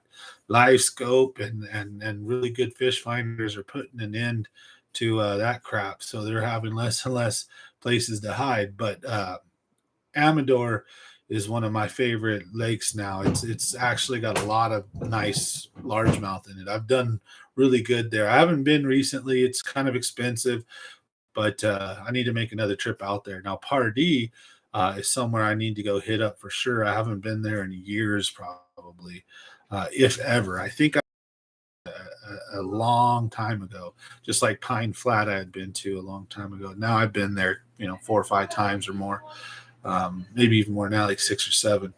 And going to Schaefer and Millerton, that was fun. I like going to new lakes. So you guys tell me where you guys would like to see me go, and I'll actually go there and fish there when I get a chance. So toss-ups between, like, I haven't been to San Luis in a while, the Forebay. I haven't been to Los Banos Creek Reservoir in a while. I've been to both of those places, but I haven't been in a while, and I haven't been in my boat in a while. I don't think I've ever been to Lake Success, maybe once from shore. So Lake Success is on my radar. Um, I've been to Amador a bunch of times, but going back would be nice. Been to Comanche, but I'm not really interested in going there right now. So Pardee, Hogan, Success, Los Banos Creek Reservoir, and then there's some oddballs that I'd like to put on my list, like Trinity and Scotts Valley Flat Reservoir, really high alpine mountains that are known for having good smallmouth bass. So I'm really interested in doing some unique stuff. You guys tell me where you'd like to see me go, and I'll go do a video there for sure. So, where am I going? Teens at will get better. Or the for sure. You know it. Hey, thanks for the advice, Mike McLean. Glad to do what I can. Great day at Salt Spring Valley Reservoir. Good job. So, how's Fox Grove? Oh, Calero. That's another one. Bay Area lakes. Yeah. I've been to Uvis. I've been to Calero. I've been to Lexington. I've been to Loch Lomond. But all of those I've done from shore. I fished Lexington in a boat once. Um, Calero and Uvis, I fished a little bit from shore. I've heard Calero has some big fish. I never had any luck. I only fished there once. So, but Steve, this guy I used to work with from Bellows in Santa Cruz, really cool dude. He fished Calero. He got like an 8-pounder out of there. Pinto Lake is another one I'd love to go fish out in Watsonville. And they had a 13, 14-pounder caught there last year or so. Big old monster. So Fox Grove, I've fished from shore. I haven't took the boat. I'm not a big fan on taking my fiberglass boat into rivers, like smaller rivers that are shallower like that. You know, if I had a John boat or an aluminum, I'd be more than happy to take it to Fox Grove. But I usually just blow up the raft. If I'm going to fish the river, I go to Cressy, or the Delta. Go to the Delta. Now, where will I be going the next few trips? That is a good question. So right now, funds have been tight for me because I'm in between winter and summer, and I've got an install job coming up tomorrow. So I put all my cash reservoir, my reserves are in this job. So for the next until I get paid for this next job, I'm really kind of just, if someone wants to take me fishing, I'll go. If someone wants to pay, I'll go in my boat. But I'm kind of low key chill for now until next week. But probably I would say you can see me at the Delta most likely in the next week. I'll probably be fishing the Delta. And then when I do take a trip, you should be seeing me in the next week or two at Clear Lake. So the two places I intend on hitting next are going to be Clear Lake and the Delta, and probably Clear Lake first if I get a chance to take my boat out. If I'm going to someone else's boat, wherever they want to fish. So you might see me at any random lake. And I've got another video at the Delta I've got to release. Me and Mad Bass were out there. He got nearly a 4-pounder. I got like a 3 1/4. And then we caught some 1 to 2-pounders and a bunch of dinks. So I'm going to edit that video down to like our 5 best fish. So it's not going to be super long. I'll have my 3-pounder, I'll have his nearly 4-pounder, and then a couple of his that are about 2 pounds to a pound and a half. And then I have one that's maybe 2 pounds or some pound and a half. We'll just put the best decent fish in there, maybe a 12-pound bag. And that video will be coming out soon. That was out. We launched out of we launched out of the Lazy M. That had been my first time launching there. Never been there before. It's pretty unique. It's this tiny little launch out in the middle of nowhere, and it's in this little tiny midget like slough that you got to go under this bridge, and then you pop out, and you got to drive pretty far to get towards the main. And then we went all around that area where Lazy M is at. So if you know If you know the Delta, that's where I was at. There'll be a video coming out of Lazy M here in the next couple days. So then I'm thinking Clear Lake will be next, and then probably somewhere on the Delta. Mossdale, yeah. Hey, Mario, well, let's get it. Hey, thanks for the shirt. I got the shirt, brother. So I should go put. I was gonna wear it for tonight. I man, next live stream, I'll wear the Common Sense Fishing shirt. So much appreciated. Big shout out. Thank you very much for the shirt. So if you guys didn't know, Mario sent me a Common Sense Fishing long sleeve sun shirt, or just a shirt. So I'll wear that in the sun so I don't get cancer and burnt.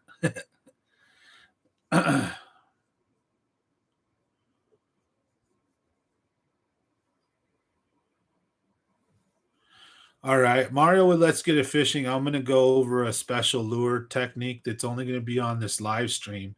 And I'll tell you guys right now that part of being in the members only is I drop occasional members only videos where I actually give my best tips and tricks. Sometimes nobody watches them, or a few people watch them, but literally, I have one of my newest little wacky inventions. This like a super tricked out. It's a super tricked out rig that's like ultra modified, and I love it. And I promise the members not to share it with anybody but them, because that's why they pay for the membership. But today, since we're on a live stream feed, these videos get a couple hundred views. Might have 15, 20 people on. So tonight, I'm going to show you guys my top secret tricked out rig, and we'll give it to everybody. So you don't have to be a member tonight. It's only going to be for tonight only. And I don't think a lot of people are going to see it, but I'm not going to make a video dedicated to this rig. I think it get a lot of views, but I don't want a lot of people stealing this rig. So for my viewers, subscribers, members, you guys are going to have this. So I'll show you guys here in a second. But white is a great color to use during spawn. I use white predominantly during spawn and winter time. Fall and summer, I'm usually using different color lures. So next weekend, you're doing a 2-day tournament on Clear Lake. Nice. I'm going to be up there during the week.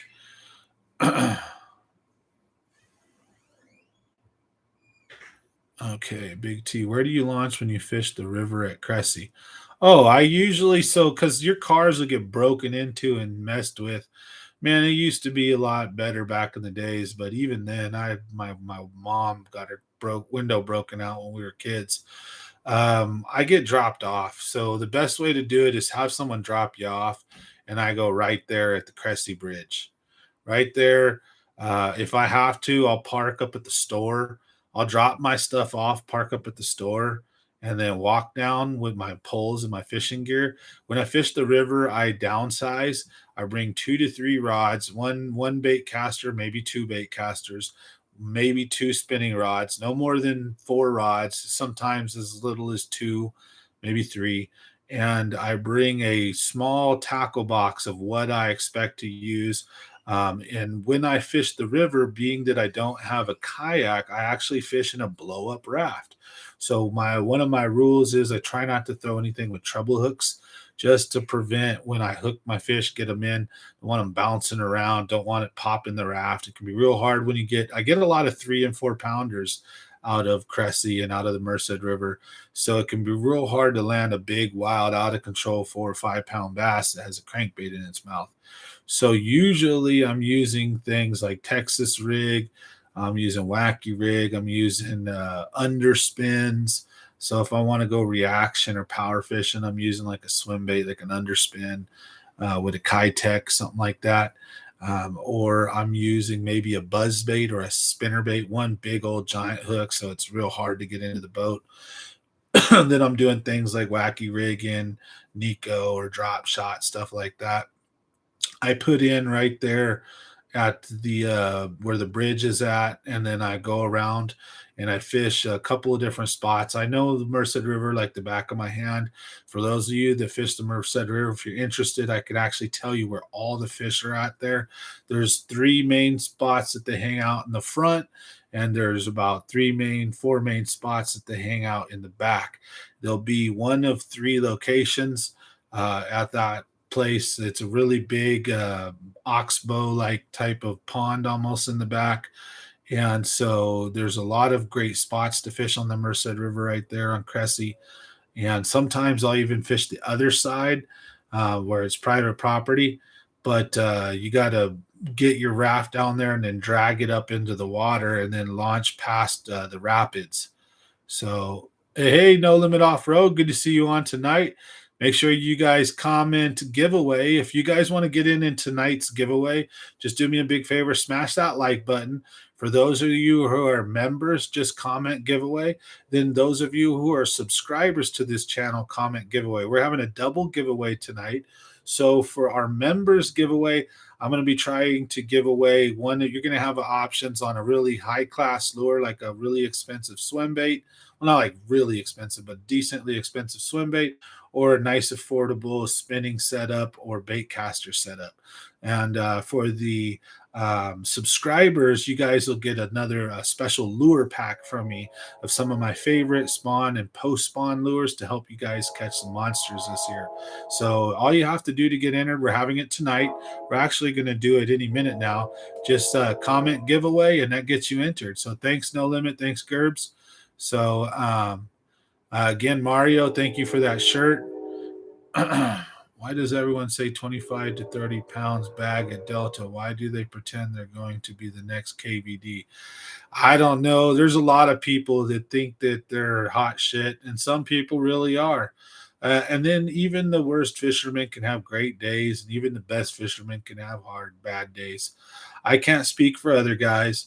All I know is that you guys will see me win, lose, or draw. When I have bad days, I share them with you guys. There are times when I go out and I have a 7 pound, 10 pound bag. And, it sucks, but I still share these videos with you guys. Then I've gone out, I've caught double digits, and I tell you exactly where, exactly on what. There's nothing to hide here. I want to help, I want to share, and I also want to foster a community of respectful, just great, community with tips, tricks that where we all can get along as best as we can. This is the internet in real life. It's not always kumbaya, but I try to do my best to just present some good entertaining wholesome entertainment that is sometimes funny, right, on these live streams. I tell stories. Those of you guys have been here long enough have heard a bunch of my crazy stories that are all true. This is the nuttiest shit ever, man. The mountain lions, the car crashes, the saving lives, the emotional roller coasters, the crazy up and downs, being homeless, losing my son, the positives and the negatives. I've shared so many stories with you guys. You guys are awesome.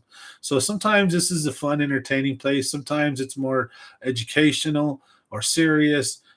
So try to have a lot of fun here on the channel and just keep it real. And I think that in life, the more you keep it real, people appreciate that, and hopefully we'll grow with that motto. And I don't do stuff for clickbait or try to get views. You guys know me. I haven't fallen in, no stupid shit, none of that clickbait crap.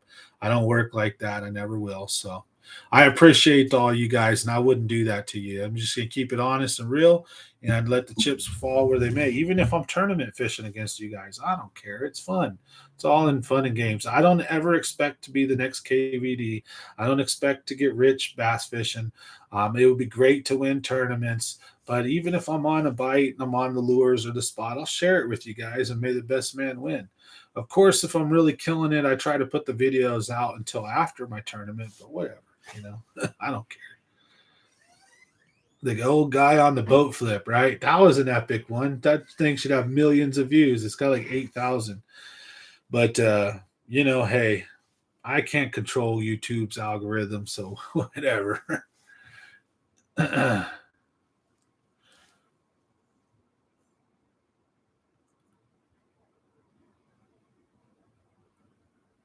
So I'm gonna look into that more. Unsure what bellow stick is. Thanks, Sam. It would be great to know that setup because never caught on a Wacky Rig. Okay. All right. So here's what we're gonna do. We're gonna have the giveaway here soon in a minute. So stay tuned. We're gonna do the giveaway. We're gonna do the wheel of names. We're gonna do the members giveaway. It's already almost 9 o'clock. My, how time flies when you're having fun. Thank you guys very much. Smash the like button. Comment giveaway. Now, do me a favor. If you guys see anyone new in the chat box, like Juan Gonzalez there, let them know. But he already commented giveaway so they can get entered. And any of you guys watching tonight, Bass Assassin 96, Mario with Let's Get It Fishing, Gerbs, I think you already commented, Big Bass King, all you guys, make sure you comment giveaway. Mike Dozier, make sure you comment giveaway. If you guys are members, make sure you comment giveaway so we get you entered into tonight's giveaway. If you're a subscriber, please make sure you mention, just say the comment giveaway. Appreciate you, Juan, very much. So, if you could move anywhere. So we're going to talk about that actually. Old Common Sense Fishing may end up moving. It just depends on business and money in the next year. So we'll share a little personal information with you guys and we'll talk about where would I go. I will not shut the channel down. I might have to sell my boat, but I'd buy another one. And you better believe wherever I'm moving, if I do move, it's going to be near fish. So we'll talk about that in a second. So stay with me. I'm going to go right around the corner. I'm in the garage. I'm going to go to my boat.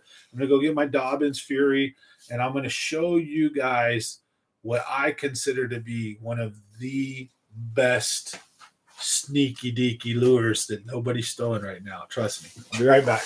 Give me a minute.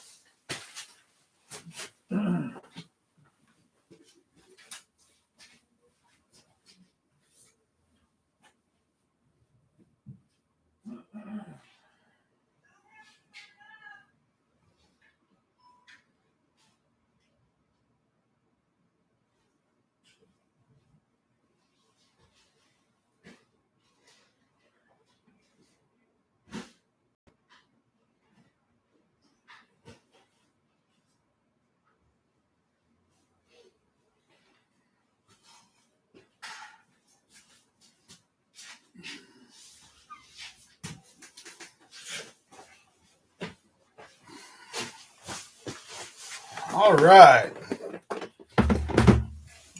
Hey, Green Tackle Box in the house. How's it going? Can't wait to start smacking them on your autism jigs.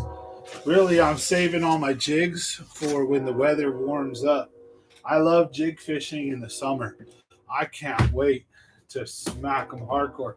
I've been using your Ned rigs and your drop shot stuff a lot. So shout out to Green Tackle Box. If anybody wants to get some great tackle, I strongly recommend heading out to the Green Tackle Box. So we're going to show you guys the 4 different worm types that I throw.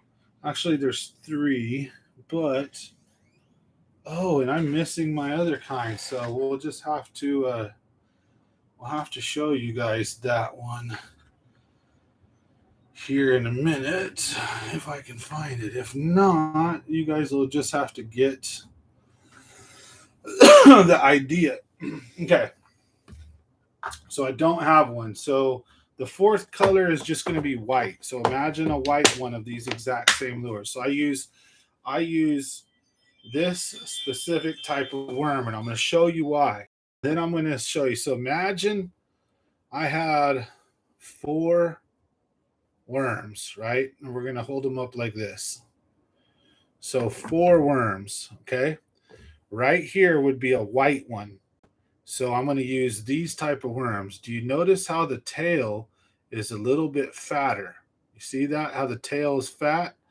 And then they have that traditional middle jointed piece right here. It's just a regular 6-inch worm. It's got a flat bottom on one side and it's ribbed and rounded. And then the tail is fat like that, right? So I use these 4 types. White, light brown with some salt and pepper, some pepper, black flake in there, So I use this light brown with the black flake. I use this, it's a If the color will lock in, it's actually like a darker green. Oh, come on, damn it. And it's got black flake in it as well. And then I use Junebug, right? Or dark blue, electric blue, Junebug, different colors. And this has got some blue flake in it as well, right? And that fat tail is the key. And I'll show you why. So this is a worm that has a lot of action in it. And I use 4 different ones for 4 different types. I use white whenever I'm spawn fishing, right? I use light browns if I'm spawn fishing and I cannot see the fish because the water clarity is just a little stained, or if I'm post or pre-spawn fishing and I'm fishing in 6 to 12 feet and the water clarity is okay. So I step from a white to this one. Now, when the water clarity is just a little dirtier, I'm fishing just a little deeper. Then I go to this slightly darker shade, slightly darker color. So when I'm spawn fishing and I'm strictly sight fishing, I'm only using white or brown. I'm using white and high visibility. And if the fish seem to not react kindly to the white, then I go with this more realistic light brown color. Now, when the water starts to get stained up, I go to this darker color, or when I'm fishing deeper, I skip the white altogether and I use one of these two.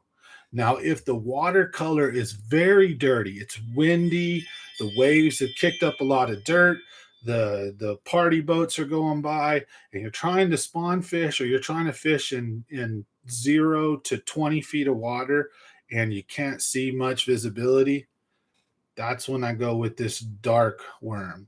So I think it was important to tell you when I use what worm. Now we're going to show you my top secret modification and what you're going to need. So there's going to be 2 different types of hooks depending on where you're fishing. One for the Delta, one for the mother lode lakes. So if you're fishing Clear Lake or the Delta, I'm going to recommend one. If you're fishing the mother lode lakes, I'm going to recommend another. And I'm going to tell you the brand and type and all that, okay?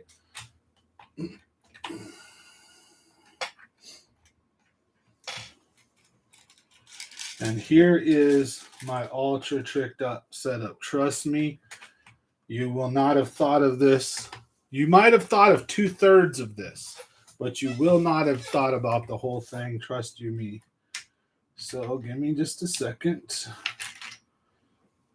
All right. Let's get the right matchups. It's right. You really want to match the right stuff up as well to whatever you're throwing. All right. So now we're good. Almost there. Bear with me, folks, and then we're going to have this giveaway. I know you guys appreciate you guys sticking with me and being on tonight. So, and then there's a different way to work them as well. So, let's get this last set up. All right. So here we are. So here is my top secret lure modification that most people are not going to throw. First of all, it's a Nico rig. All right. But most importantly, this ain't your average Nico rig. So, one thing I like to point out is when people Nico rig fish, they do it predominantly with stick baits and with Cincos. I want you to start Nico rigging with finesse worms, robo worms, drop shot worms, these type of worms. And then another thing is you're going to need to get the rubbers, the little circles to fit. You can't use the big one on these little worms. They'll slip right off. You'll cast off your stuff. You'll be pissed off, right? So you're going to take it. You're going to slide the rubber up until you see this jointed piece right here. I slide the rubber about halfway down the jointed piece, right? So it's about right there. Now, here's one thing. So we all know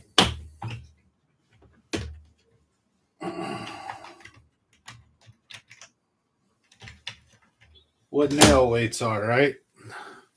So we all know what nail weights are. This is when you're fishing deeper you're usually going to use a mushroom head winter or something like that.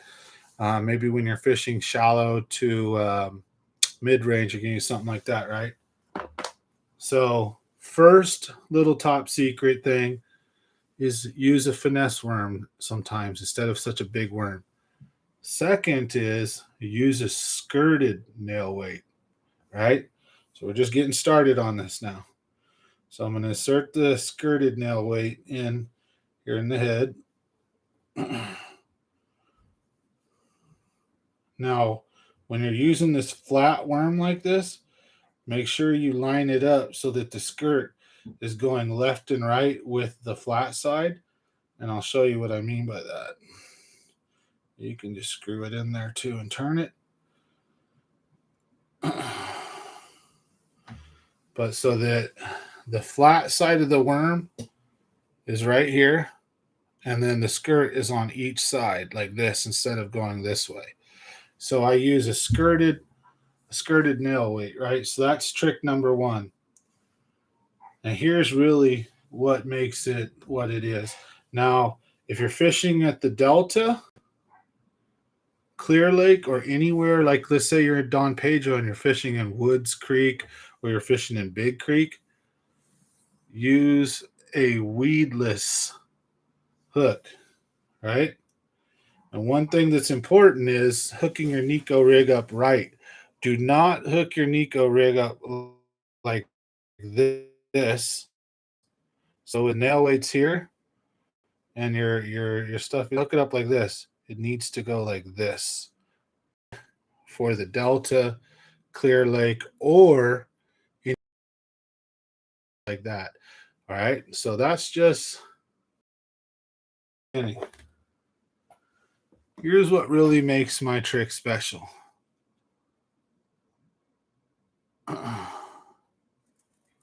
Glass beads. Sorry, not beads, rattle. I take little rattles. They sell these at Tackle Warehouse, at Fisherman's Warehouse, and I insert the little rattle into the tail. And the way that I do it is I face the tail this way. I insert with the sharp end of the rattle here. I insert it in this way. Stuff that rattle into that fat part, right?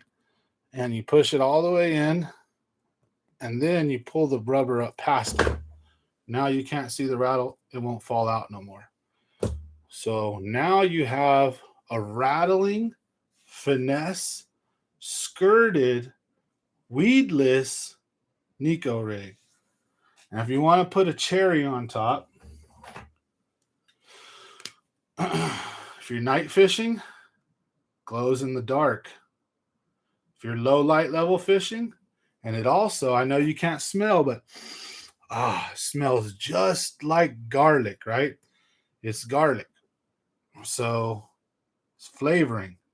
And it's a coloration thing. I want you to see what this yellow does to this dark June bug. It makes it such a unique, awesome color. Watch. It turns like turquoise. The yellow and purple make it like a special, awesome garlic stank blue. And I run 2 places with it. I cover the front where the nail weight's at, and I cover the tail where the rattle is. And I fully mark it up really good, a lot, not just a little bit. I use a lot.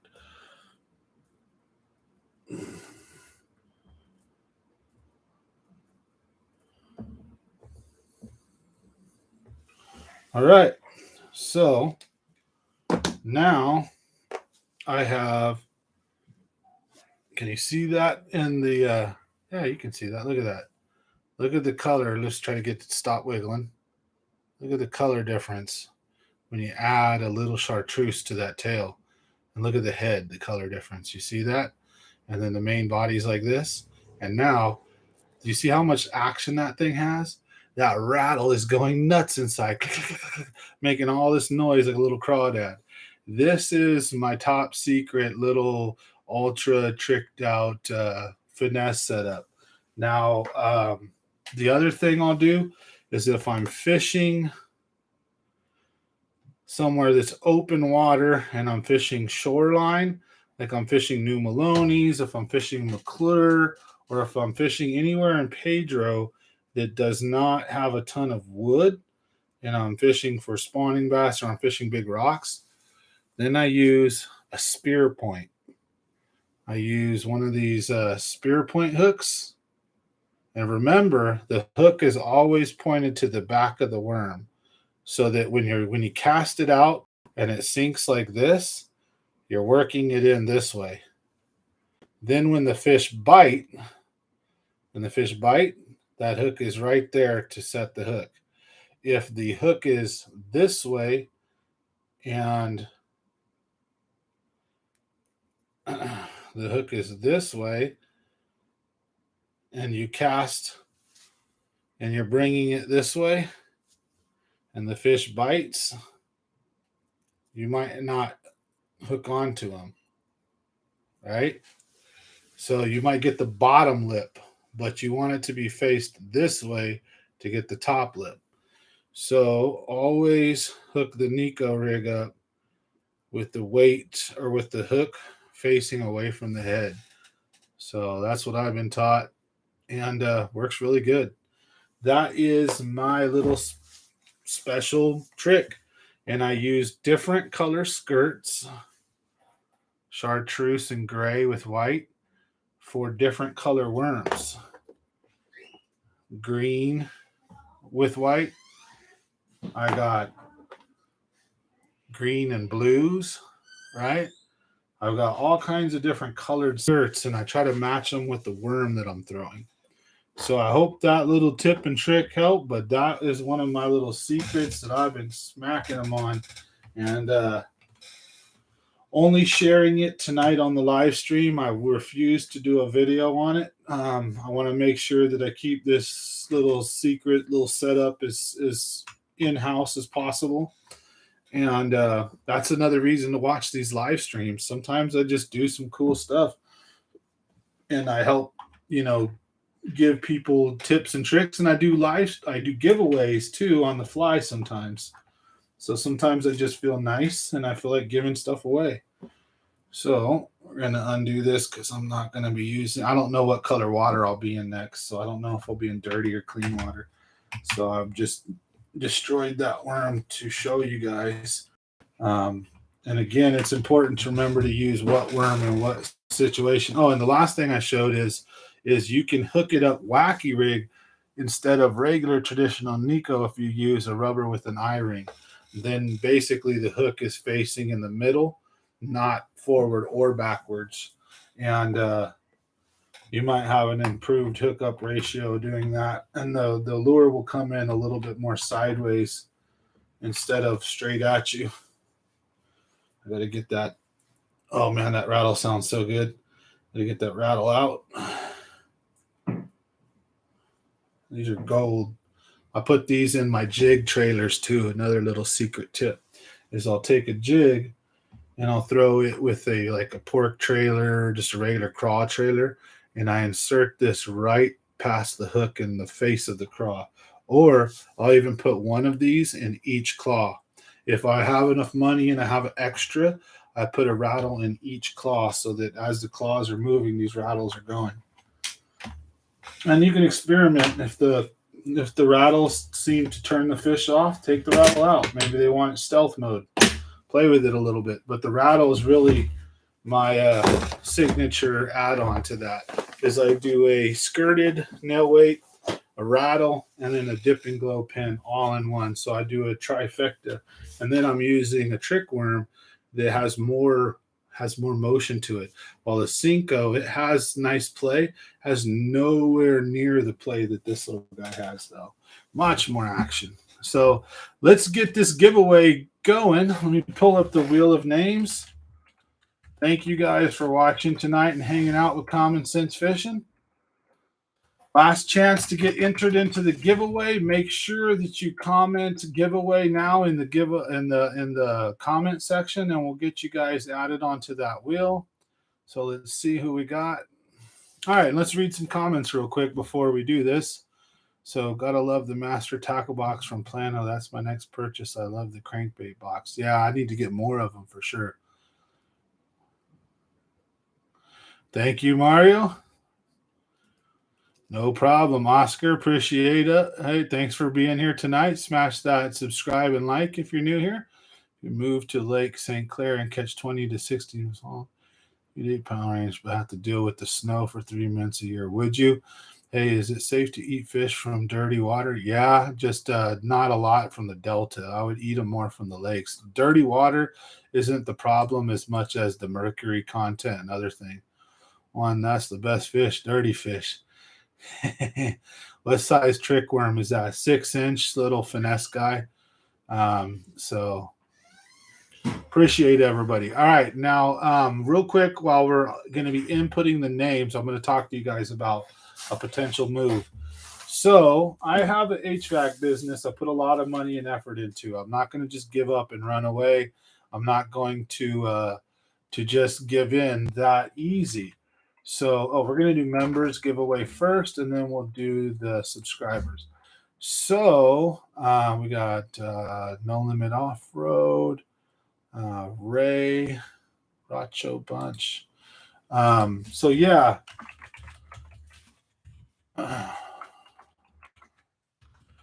I am not going to be moving this year yet, or at least this summer.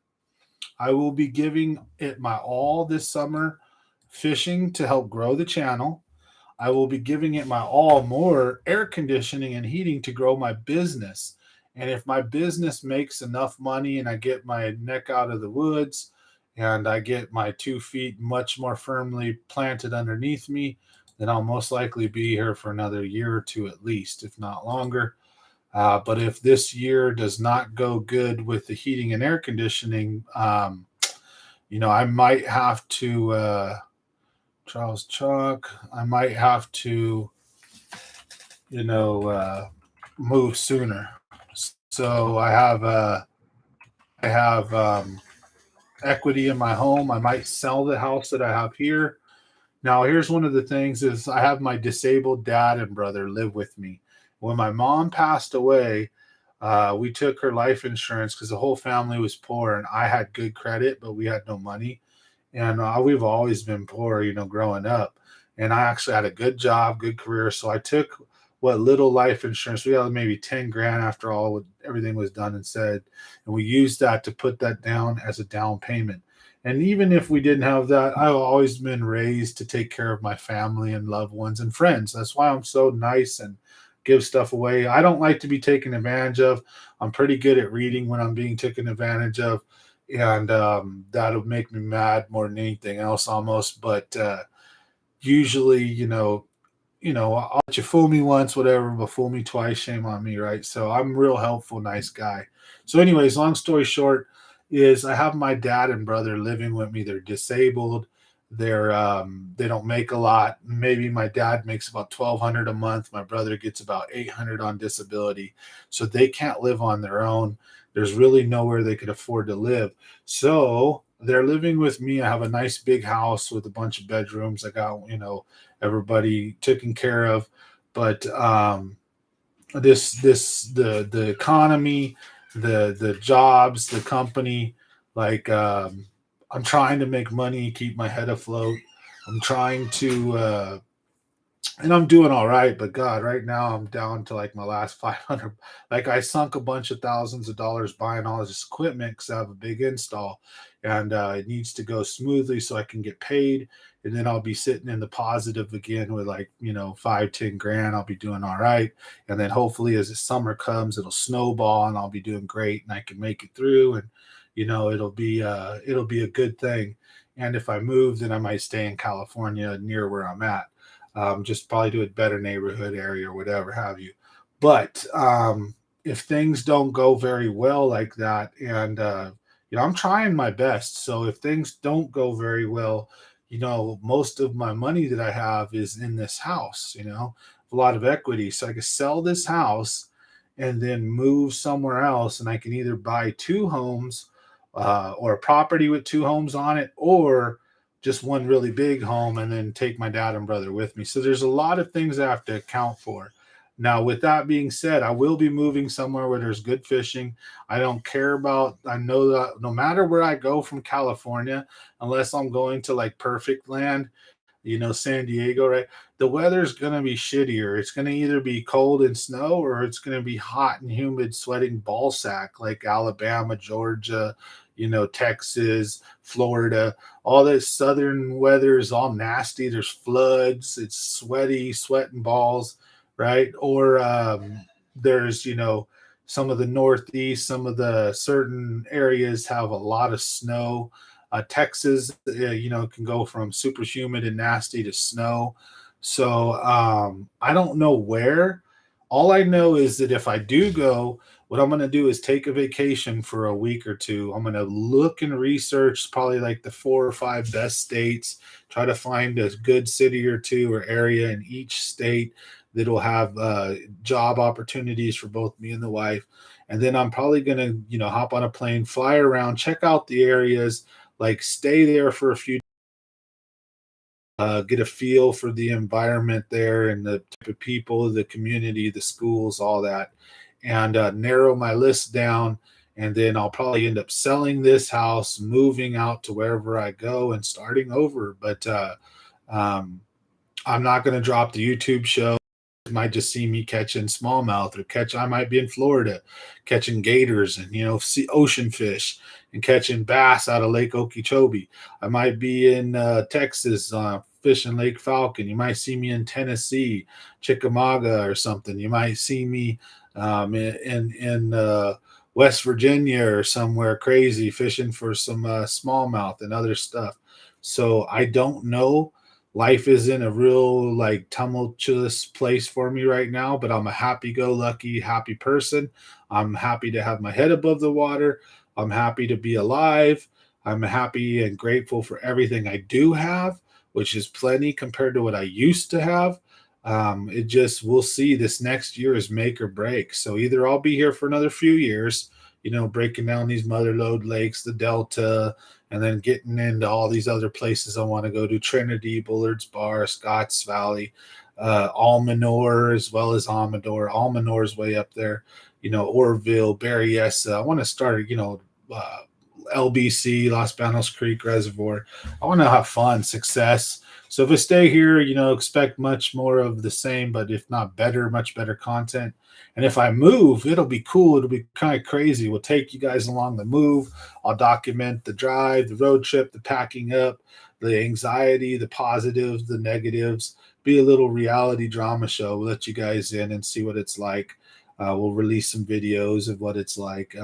Sure, there will be some funny, fun times, heartbreaking or heartwarming moments, maybe sad. We'll document as much as we can, share it with you, and we'll do a guessing game where whoever guesses what state I move to gets something. We'll do something fun and cool, and then I'll always be able to help give advice and break down these lakes and fishing spots over here, because I've been fishing here since I was like 15.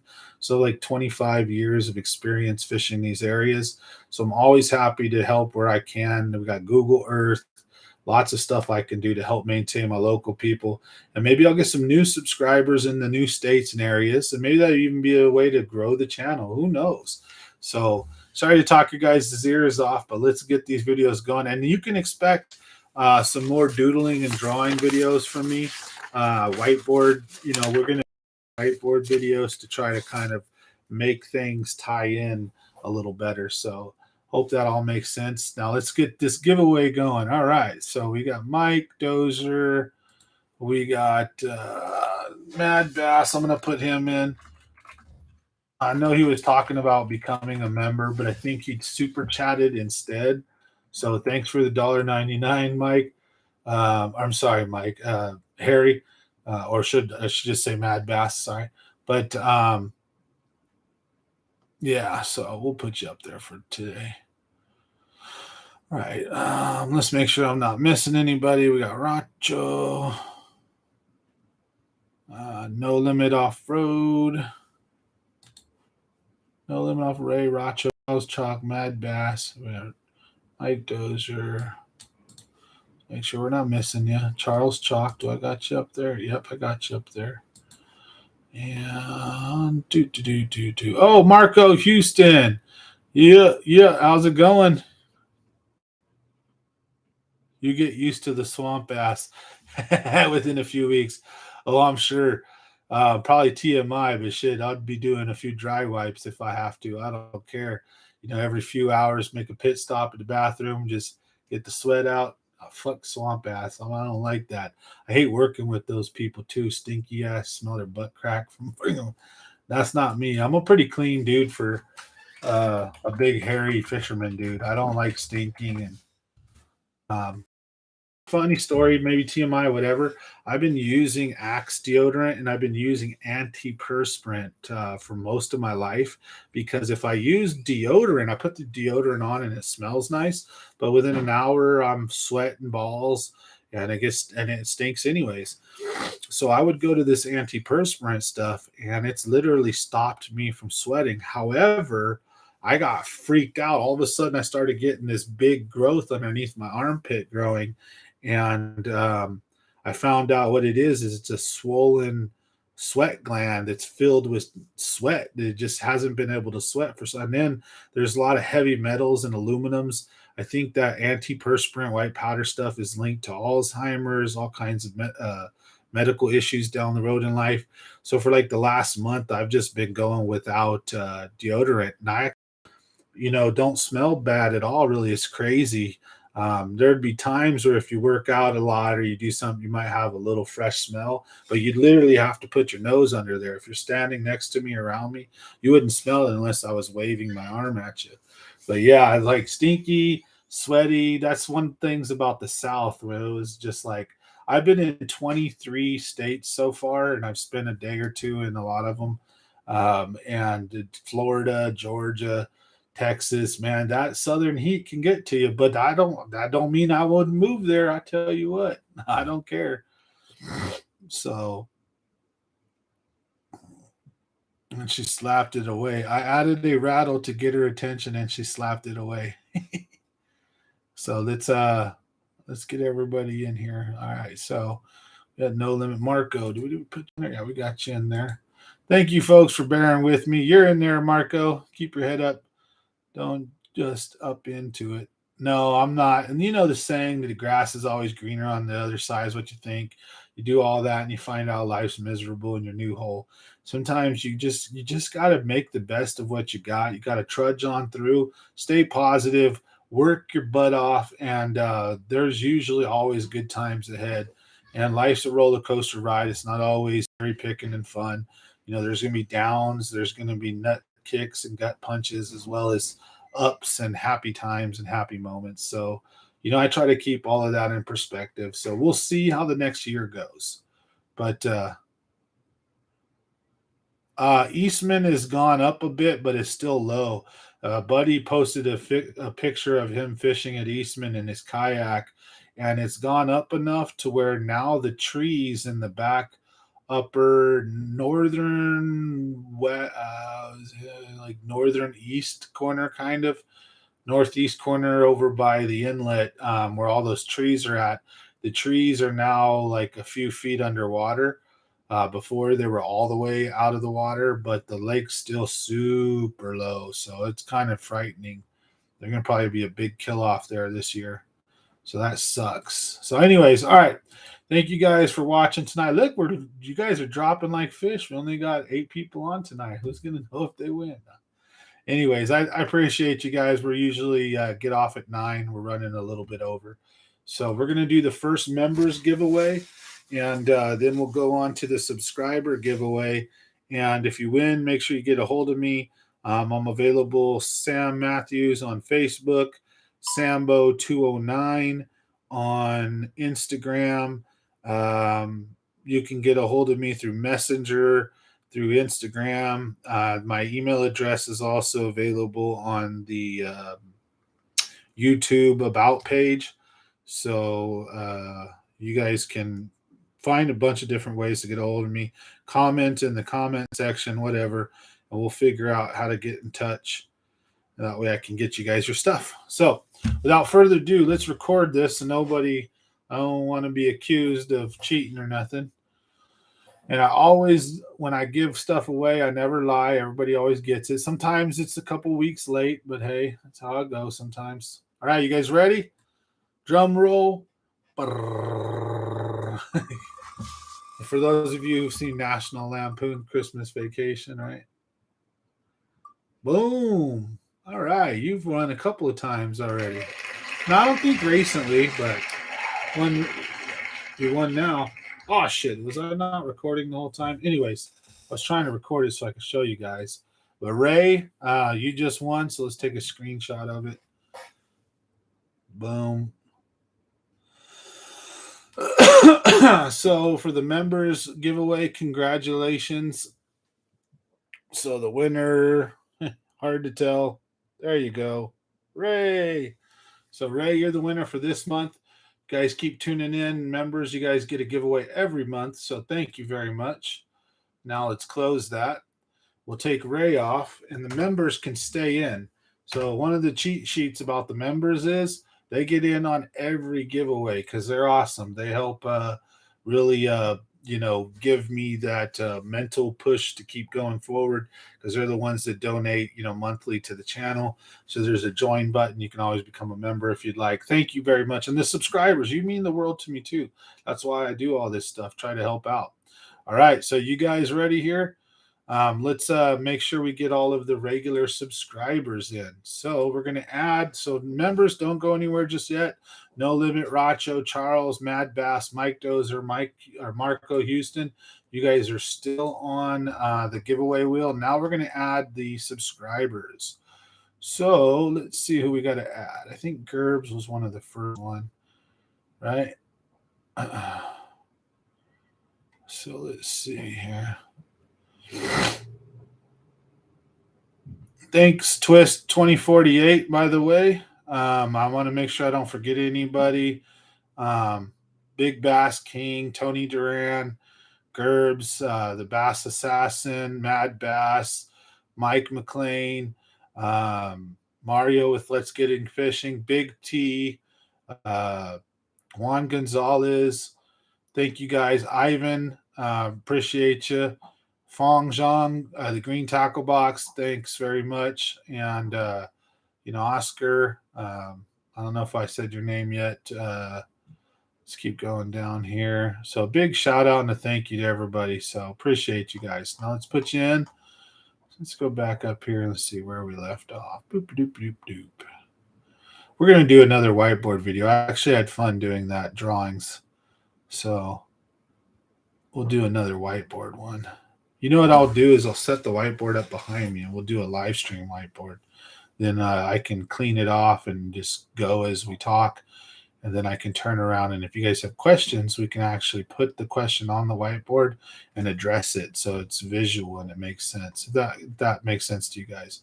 That way it's not just me giving you tips. I can actually show you stuff. So let's see here. Man, you guys better make sure you comment a giveaway. I don't see a lot of comments. So Gerbs, we're gonna put you in now. Let's so every other one we'll skip and we'll put them in. Gerbs is in. Now let's put the next one in. Sorry folks, this won't take long. We got Juan Gonzalez. All right, now we have Twist 2048. Thank you, everybody, for hanging out tonight. Appreciate you very much as well. So, tight lines, by the way. I hope everybody has good luck this weekend. Get out there, catch some fish, have some fun. The Bass Assassin 96. If you just got here, we're having a giveaway. So, you can comment giveaway and get yourself entered as long as you're a subscriber. So, make sure you subscribe and hit the like button. Let's see here. Mario with Let's Get It Fishing. Ivan Lass.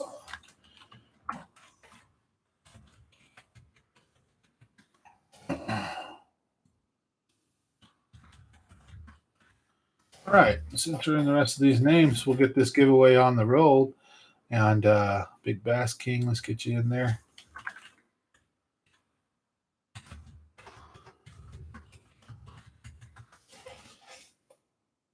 I like when Funkin' CT comes on too. He's one of the older. A lot of you guys have been here for a while, so Funkin' CT was one of like my first subscribers, and it was cool because he's from like West Virginia, and so it's crazy to see someone when I very first started, and I'm like, what's someone from West Virginia watching? That's cool. Like, it was really awesome to see that. And then there's a couple of guys from Bam! There you go, Big Bass King. You know that. You're one of the older ones there too. If you guys remember my Bam, then you guys definitely old school viewers. Oscar Ibarra. I try to throw a Bam in still here and there. My favorite little saying when I catch a nice one, Bam! And I give my little bumps.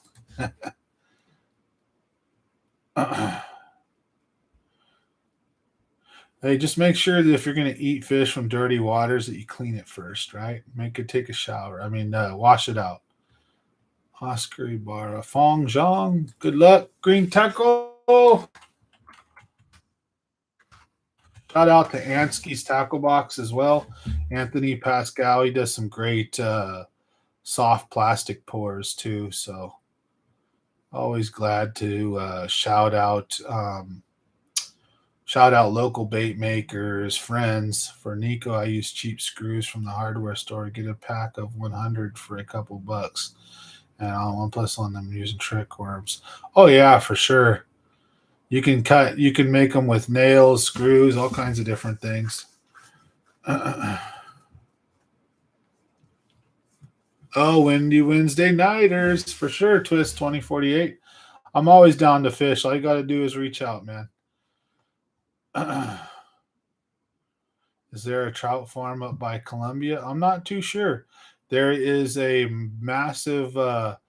There's a small lake with a massive amount of double-digit bass up there, though. But you have to live there to fish it. Lake of the Pine, I believe it's called.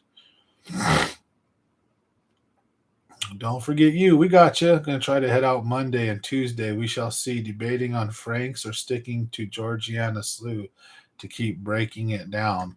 I would suggest cover new water, but the Modesto Ambassador tourney is right around the corner. Maybe a nighttime info for the guys, do's and don'ts. Although I enjoy that tourney. Oh, Brian, good statement there. I love nighttime fishing. That's when I've got most of my double digits. That's when most of my buddies have got their double digits. The monsters come out at night. Don't mess around. Put the stupid worms away. Put the drop shots away. Put the finesse away. Nighttime, if you're bottom bouncing, it needs to be a jig. Other than that, throw crankbaits, jigs, spinner baits, moving baits, top water, jerk baits. Fish are extremely aggressive almost all the time at night. When they're not, then I would use something like a Nico or a Ned rig. Always another little tip is always fish in 0 to 25. Don't ever fish over 25 feet deep at night. There's sometimes they'll be there certain times of the year, but just don't even bother. Bigger fish are always up shallower. So nighttime, I love night times, man. What size nail for Maloney's?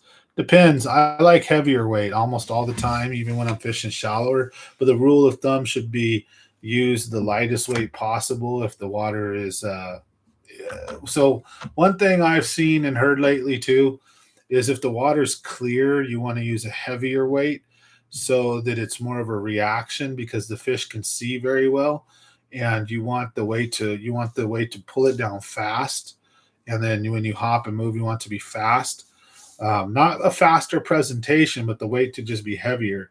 And when the water is a little dirtier and visibility is less, you want the bait to fall a little slower so the fish has more time to sense it, to check it out, to go get it. So it just depends on water clarity and depth. So if you're fishing shallow and the water's dirty, use a real small one or weightless. If the water's clear and you're fishing even shallow to deep, I'll go with a heavier weight. So I personally like heavier heavier stuff. Excuse me. But when I say heavy, I mean like for finesse, I mean like quarter ounce and to eighth ounce.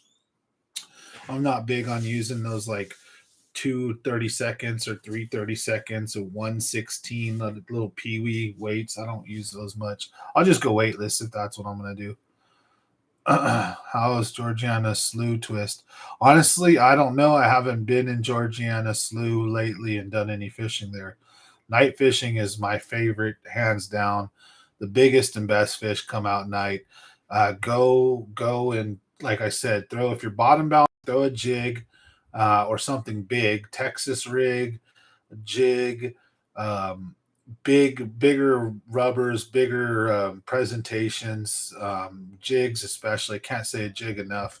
And then a crankbait, and always fish parallel at night, even at Lake McClure, Pedro, Don, New Maloney's, Berryessa, Clear Lake. If you're night fishing, try to remember that during the day you have fish in all different areas. You have schools of bait fish that might be out over 50, 60 feet of water. They might be in 30 feet of water, over 300 feet of water. Hey, babe. Thank you. Is this the ones you guys made? Ooh, milk. Look what I just got brought. Milk and cookies. Oh, this fatty is happy. So let's get this giveaway going on. But try to remember that during the daytime, these fish can be all over the place. They could be top water. They could be, deep. Even in the spawn, you might have a few randos that are out there. The schools of bait fish, right? The shad, the trout eaters, right? All the bass could be on all these different locations. Almost religiously, every time when that sun gets really low, and it's still out, but it starts getting low, all the fish start pulling towards shore. It was so cool to see on live scope. You could just see, and I've seen it on regular fish finder too. Just all the masses just start coming in. Everything comes in at night to the shore. So you can cruise the shoreline almost anywhere and catch fish. The key is finding out where the better fish are at. And they're going to be basically where there's nice cover and structure. They'll take the best little spots first and punk everything else out. And then sometimes the real giants will cruise back and forth from up shallow down to about 25 feet. And they may be suspended, they may be deep. So a jig will put you in 1 inch of water. You can work that jig down to 25 feet of water and catch anything that's anywhere near the bottom. And if they're suspended and moving around, especially in the summer, well, that's when that crankbait, spinnerbait just come alive. And like I said, don't ever fish at the shore. I mean, in my opinion, if you're fishing at nighttime, unless you're bottom bouncing 45 angle, and I'll do a whiteboard video on this, I think next. So parallel fish at nighttime. Treat the lakes like the delta at night. Get right up shallow and fish right up there shallow and power fish. If you're jig fishing, running it parallel, you're going to get snagged a lot. I'd recommend doing like a 45, make multiple casts. As soon as you get into 15, 20 feet of water, reel it in and do it over again. And if that's not the ticket, that's not the ticket. Cover water. Don't hold an area down unless there's lots of fish there. And remember, when you catch 1, 2, or 3 fish, there could be 100 fish there. Don't move until you stop getting them. And when they stop biting, before you move, change your lure. They may have got conditioned to that particular lure. Once 5 of them have been caught and nobody's ate nothing, they were like, well, shoot, we're not eating that no more. Then the second you throw something different, you turn them right back on. So remember, nighttime fish are almost always exclusively more aggressive. They bite more aggressive. They're shallower, and they're easier to catch with reaction. You'll catch a lot bigger fish. Don't dangle a worm at night. Not a good decision. So, all right. So let's read your comments, and then we're going to get this giveaway for you guys over. Night fishing, man, I can't talk enough about it. I love night fishing. I was doing these night fishing videos for like 2 months straight, just yapping about night fishing, giving all these tips and tricks, and I went out and stuck a double digit doing what I was telling everybody, and took a viewer out with me. Doug Cameron went out and watched me smack that monster. So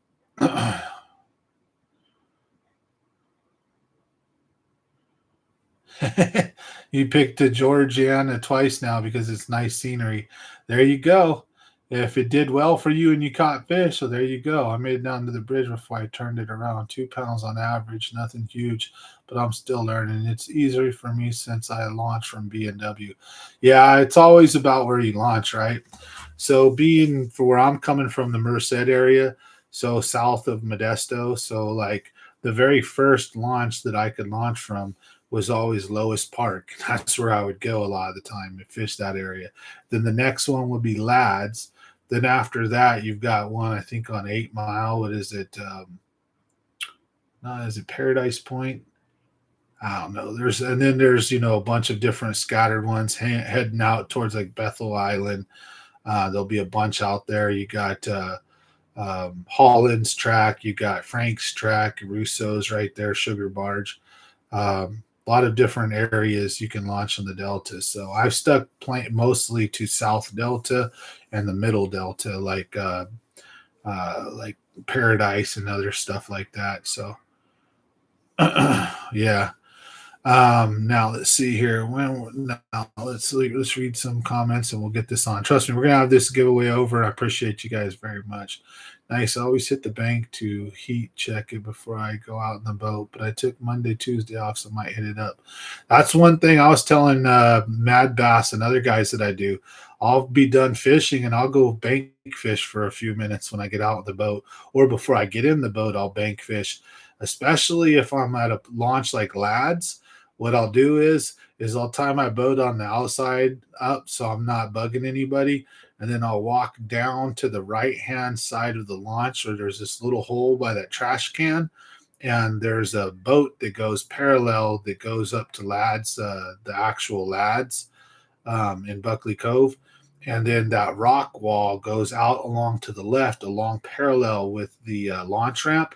Well, after every Wednesday windy nighter, all the big monsters, when they get released, the biggest fish goes right to the right. It sits there to recuperate. It's usually there a day or two. And even then, if there are no windy Wednesday nighters, that's just a great staging and ambush spot for bass. So we'll either run crankbaits parallel along where the right cast to right about where the ramp starts, or a couple feet down into the ramp, run it along those rocks, right along all that brush and all that crap right there, and there's that tree, and then bring it to us, and we'll do a few casts like that.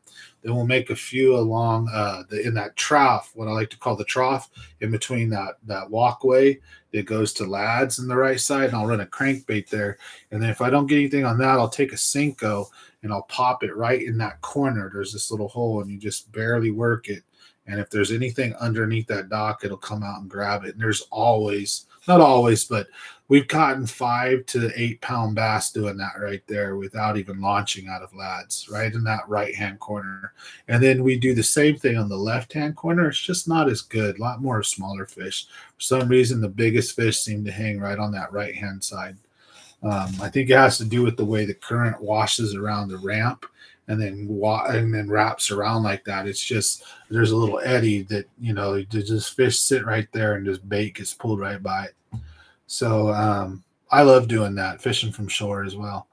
So when are you going to make the spinnerbait video? As a matter of fact, I'll do the spinnerbait video and the whiteboard together on my next live stream. So check it out next Monday. If I miss it, it'll be Wednesday. But sometime next week, hopefully Monday or Wednesday, we're going to pull the whiteboard off the wall. We're going to set it up behind me. I'm going to move out of the way, and then I'm going to do whiteboard tips and trick in live time, talking about boat positioning, angles of retrieval, depth, speed, and all that. We can draw it all out, and then I can erase it and redo it. And if you guys have questions, we can go right to it. If you guys have lakes or areas, I can go on the Google map and then draw it out on the board in a little ghetto fashion and say, this is this creek, this is that arm. And, we can discuss and talk about stuff. And I can give you guys some waypoints that I fished and, some spots that I've done decent at. So we'll look at doing that next week. I like how calm it is. The main channel isn't for the faint of heart. Been out to Frank's twice. It's crazy current and swell. Hence why I like small water. Yeah, me too. When I first started, instead of fishing in a bass boat, we started fishing in a rubber raft. And then we went to a little tin can. So I tend to do the same thing when I go to Frank's track. Instead of going out into the main, I just fish all the little slips and I fish all the little boat docks and I fish all the calm water that I have, wind protected areas, stuff like that. So, do you know the size of those glass rattlers for the worms? They're just small, half inch at the most, a third of an inch. They have two metal BBs in them. They're killer though. I picked those particular ones up at Fisherman's Warehouse in Manteca off the 120. What is the Modesto Ambassador tourney? I'm from Modesto. It's called the Ambassadors, like it's spelt like three different words, like AM Ambassadors. And the Ambassadors tournament's a nice little smaller league that's medium sized, not too big, not too small. If you look at Amazon for the grass rattlers, you can get them in bulk. Pretty sure they are one size for the most part. Yep, they sure are, Twist. Good tide app you use to check tide coefficient. I like glass water fishing. I don't trip on the tide. See, guys get really worked up about the tide at the Delta and they chase the tide or they fish according to the tide. I don't give a shit. The big fish are in the Delta. They're everywhere. There's so many fish in the Delta.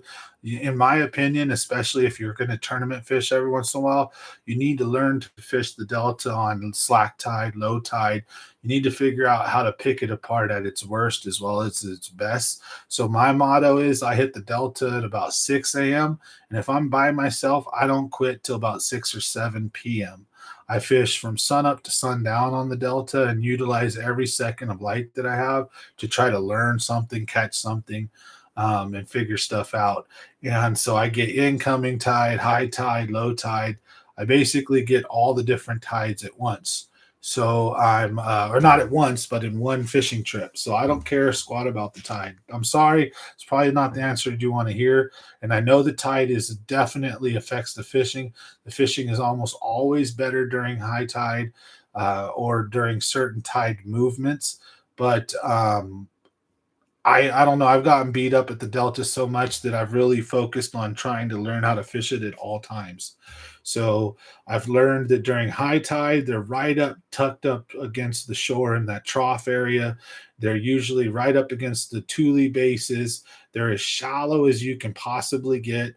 And then as the tide starts pulling out, they start pulling off and you can catch them. Once the tide gets low, stop looking for perfect water to fish shallow and start learning to fish the outside weed edge and then literally in the middle of the Delta. I mean, not like in the middle, that's where they go in the winter. But, the outside weed edge is critical to fish during slack tide. All right, so Modesto first weekend in June on Don Pedro. Great tourney, 7 p.m. till 7 a.m. Oh yeah, the night tournaments. Yeah, I fished a couple of ambassador tournaments. They're fun. They're really good. I fished the ambassador tournament at Don Pedro and almost won, but I dumped like 25 fish in one night. My partner was so frustrated. I was dumping 6 and 5 pound largemouth halfway to the boat, and me and my partner are just jaw dropping, like, what the hell is going on? And it was a combination of the rod that I was using, how stiff it was, and the combination of me using fluorocarbon with no stretch, and the fact that I traditionally in the mother lode lakes, unless I'm fishing around wood, I use open hook jigs that have no weed guards. So when I set the hook, being that the fluoro has no stretch and I have no resistance to the hook, it's like a Ned rig.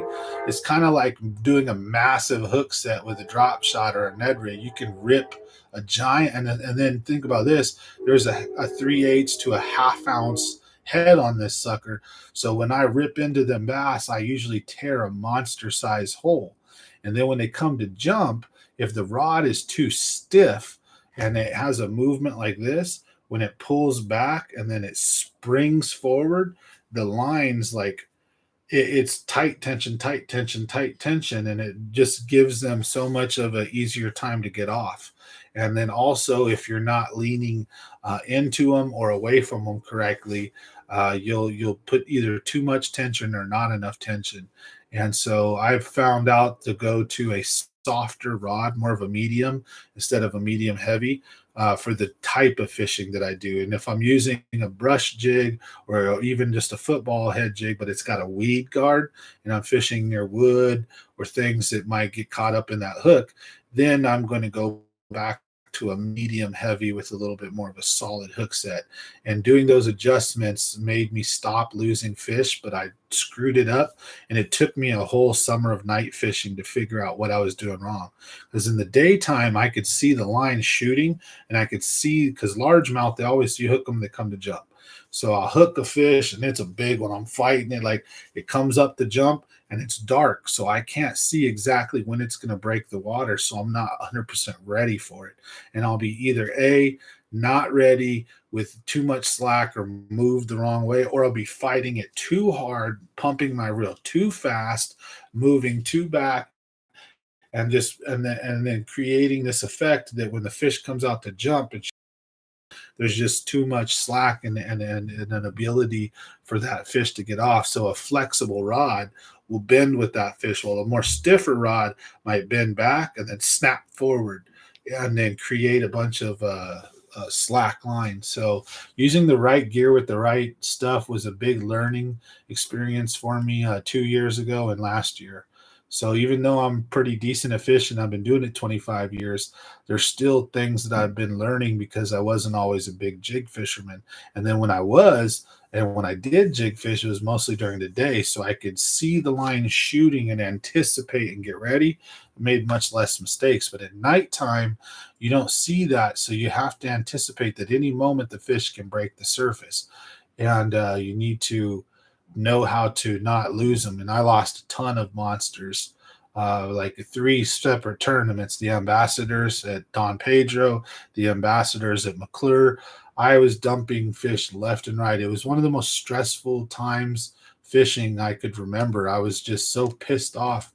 And each time I managed to, even with all those dumps and losses and issues, I still came in right outside of the money, talking a 25, 35 boat field, and I'd come in at 10th or 12th place, and only off by like a pound or two, to where if I would have caught even one of those fish, I would have been in the money. And if I would have caught a couple of them, I would have won first or second in most of the tournaments. It was super stressful. But anyways, this year, hopefully I won't make those same mistakes, but you never know. Hey, anytime, Gerbs, just reach out. I'm always easy to fish with, man. I'll go fishing with anybody. Easy going guy. Now let's get these over with. Tight lines, guys. Brian, you should have said comment giveaway. Get yourself in the giveaway tonight. That's a great answer. I get stuck out 12-hour a day too, so I can learn. Exactly. That's just how I look at it. What do you do on low versus high tide? High tide, I'm fishing really shallow, as close to the shore as possible. Low tide, I'm fishing on the outside weed edge and leaving the shallow stuff alone. What kind of lights do you use for night fishing? I don't use any lights. I'm kind of broke, so the only thing I use, my boat's not decked out, so I just use a headlamp to tie my lures and to see while I'm in the boat, and then I fish in complete darkness. Um, with no lights, your eyes will get adjusted and you'll be able to see the shoreline pretty good. Then you start learning. Couple of casts you might hit on the shore, so okay, I need to cast shorter. And then you might cast and be like, oh, I'm 10 feet away from shore. So you start dialing in like how hard and how smooth, what kind of tension, and then just keep your boat at a steady 30, 40 feet away from shore, 25 to 40 feet away from shore, where you can got a nice cast, where you got to kind of cast hard a little bit, and you can cast right in 1 feet of water or 1 inch of water. But you don't want to have to cast really hard. You want to just make a nice little and be able to put it right there on the shore. But you don't want to be so close that you don't have any room to work it and you barely casting at all. You want to maintain a nice, safe distance away from shore so you don't spook the fish as well. All right, Fong Zhong, DM if I win. I'll let everybody know who wins. Do you ever go to Delta on big tournaments and see new spots? Every once in a while, but the last few years, the tournament fishing has been on and off for me since my boat's been having so many issues. I've been having stupid issues with my boat left and right, where it drives. I can catch fish, everything works, but I having live well issues, pump issues, drain issues, drain plug issues. Now it's a check valve. Always some stupid crap where my live well drains on me or don't fill up correctly. Um, so it's just been one battle after another. So I really used to like tournaments. We would pull up to the dock and weigh on the water. Those I can fish anytime, even right now. But I freaking hate pulling my boat out and driving all the way up there with my fish in the box and then bringing them all the way back down. For one, it's a nuisance, but two, my live well drains, my fish will die. So I can't do that. And then B or C, what about in the summertime? You're keeping those bass in that hot ass live well with no fresh water while you're waiting in line for 45 minutes to weigh in. Stupid. I know it's hard, but man, guys, if you're throwing tournaments, please hold the weigh in down near at the shore, and then I can fish your tournaments. So, anyways, night vision goggles. They're not that noticeable. All right, guys, let's get this giveaway going on. So thanks for watching Common Sense Fishing. This time I'm going to make sure I record it. And thanks for bearing with me. We went overboard. Great questions, you guys. I think this was a great live stream. Thank you guys very much for being part of it. So let's record this. Let's get our giveaway going on. And I want everybody to have a great night. Have a great weekend. I hope you guys stick them. Hope the tips and tricks help out. And all right.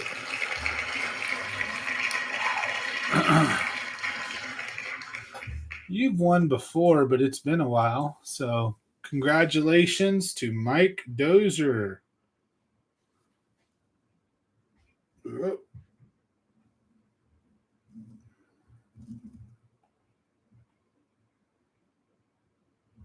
See if it'll show it. Stupid thing. Damn it. Come on. You guys. There you go. You can almost see it. Anyways, Mike won. Thank you guys. Stay tuned. We'll be having some more giveaways coming. We're almost at our subscriber goal where I plan on doing something really big for my subscribers, which includes the members. So stay tuned for that. Hopefully we'll hit that this summer. We'll be over the 2,500 mark, and we should be able to do something big for you guys. I want to do a special giveaway. And then the next one will be at 5,000. So thank you guys. I'm going to eat my cookies and milk and get off to bed. I got to go put an air conditioner in tomorrow. Mike Dozier, reach out to me, and we'll get you your gear. And also Ray, who won the members tournament or the members giveaway. So you guys, peace. Have a good night. We'll see you guys on the next one. Thanks for watching. As always, I hope these tips and tricks help. Share the video if you get a chance. And also, even if you've already watched it, if you see it pop up on your YouTube stream, just leave a comment and drop a like, because for some reason, these live comments are not counted in the comments. So like, once the video posts, it might only have a couple comments. It really helps with the algorithm. But anyways, have a good night, everybody. Thanks for watching, and tight lines. Good luck this weekend. Be safe, and I hope you guys stick some PBs out there. So thanks, Robert. Have a good one. Yo, Banana Man in the house. I love that video. I had a great time with you, man. You got to hit me up. We go fishing again sometime. Anybody want to fish with Common Sense Fishing, just reach out. I'm easy going. Also, if you didn't know, before we go for the night, I'm doing my Christmas giveaway, or sorry, my Christmas toy drive stuff. So if anyone wants to support a good cause, donate some money or some unopened toys, I'll take you on a fishing trip anywhere of your choice. It's not too far, and we'll go have a great day on the water. We'll film it, and then at the end of the year, I donate toys to needy children, take care of Christmas for as many kids as possible. And then we do a video where I put all the people that donated and helped with the toys in it. I do special shout outs, and then we get to meet some of the families sometimes, see some of the kids with smiles on their faces, see us wrapping all the presents. It's such a wonderful time. So if you guys want to go out fishing with me, I'm also easy going, and you can just reach out. I'm usually down to go on a fishing trip. But if you would like to help a good cause, you can also do that anytime. I'd be more than happy to take you guys out on a fishing trip and go out there and stick them. So thanks again, and you guys have a good one. All right. Good night.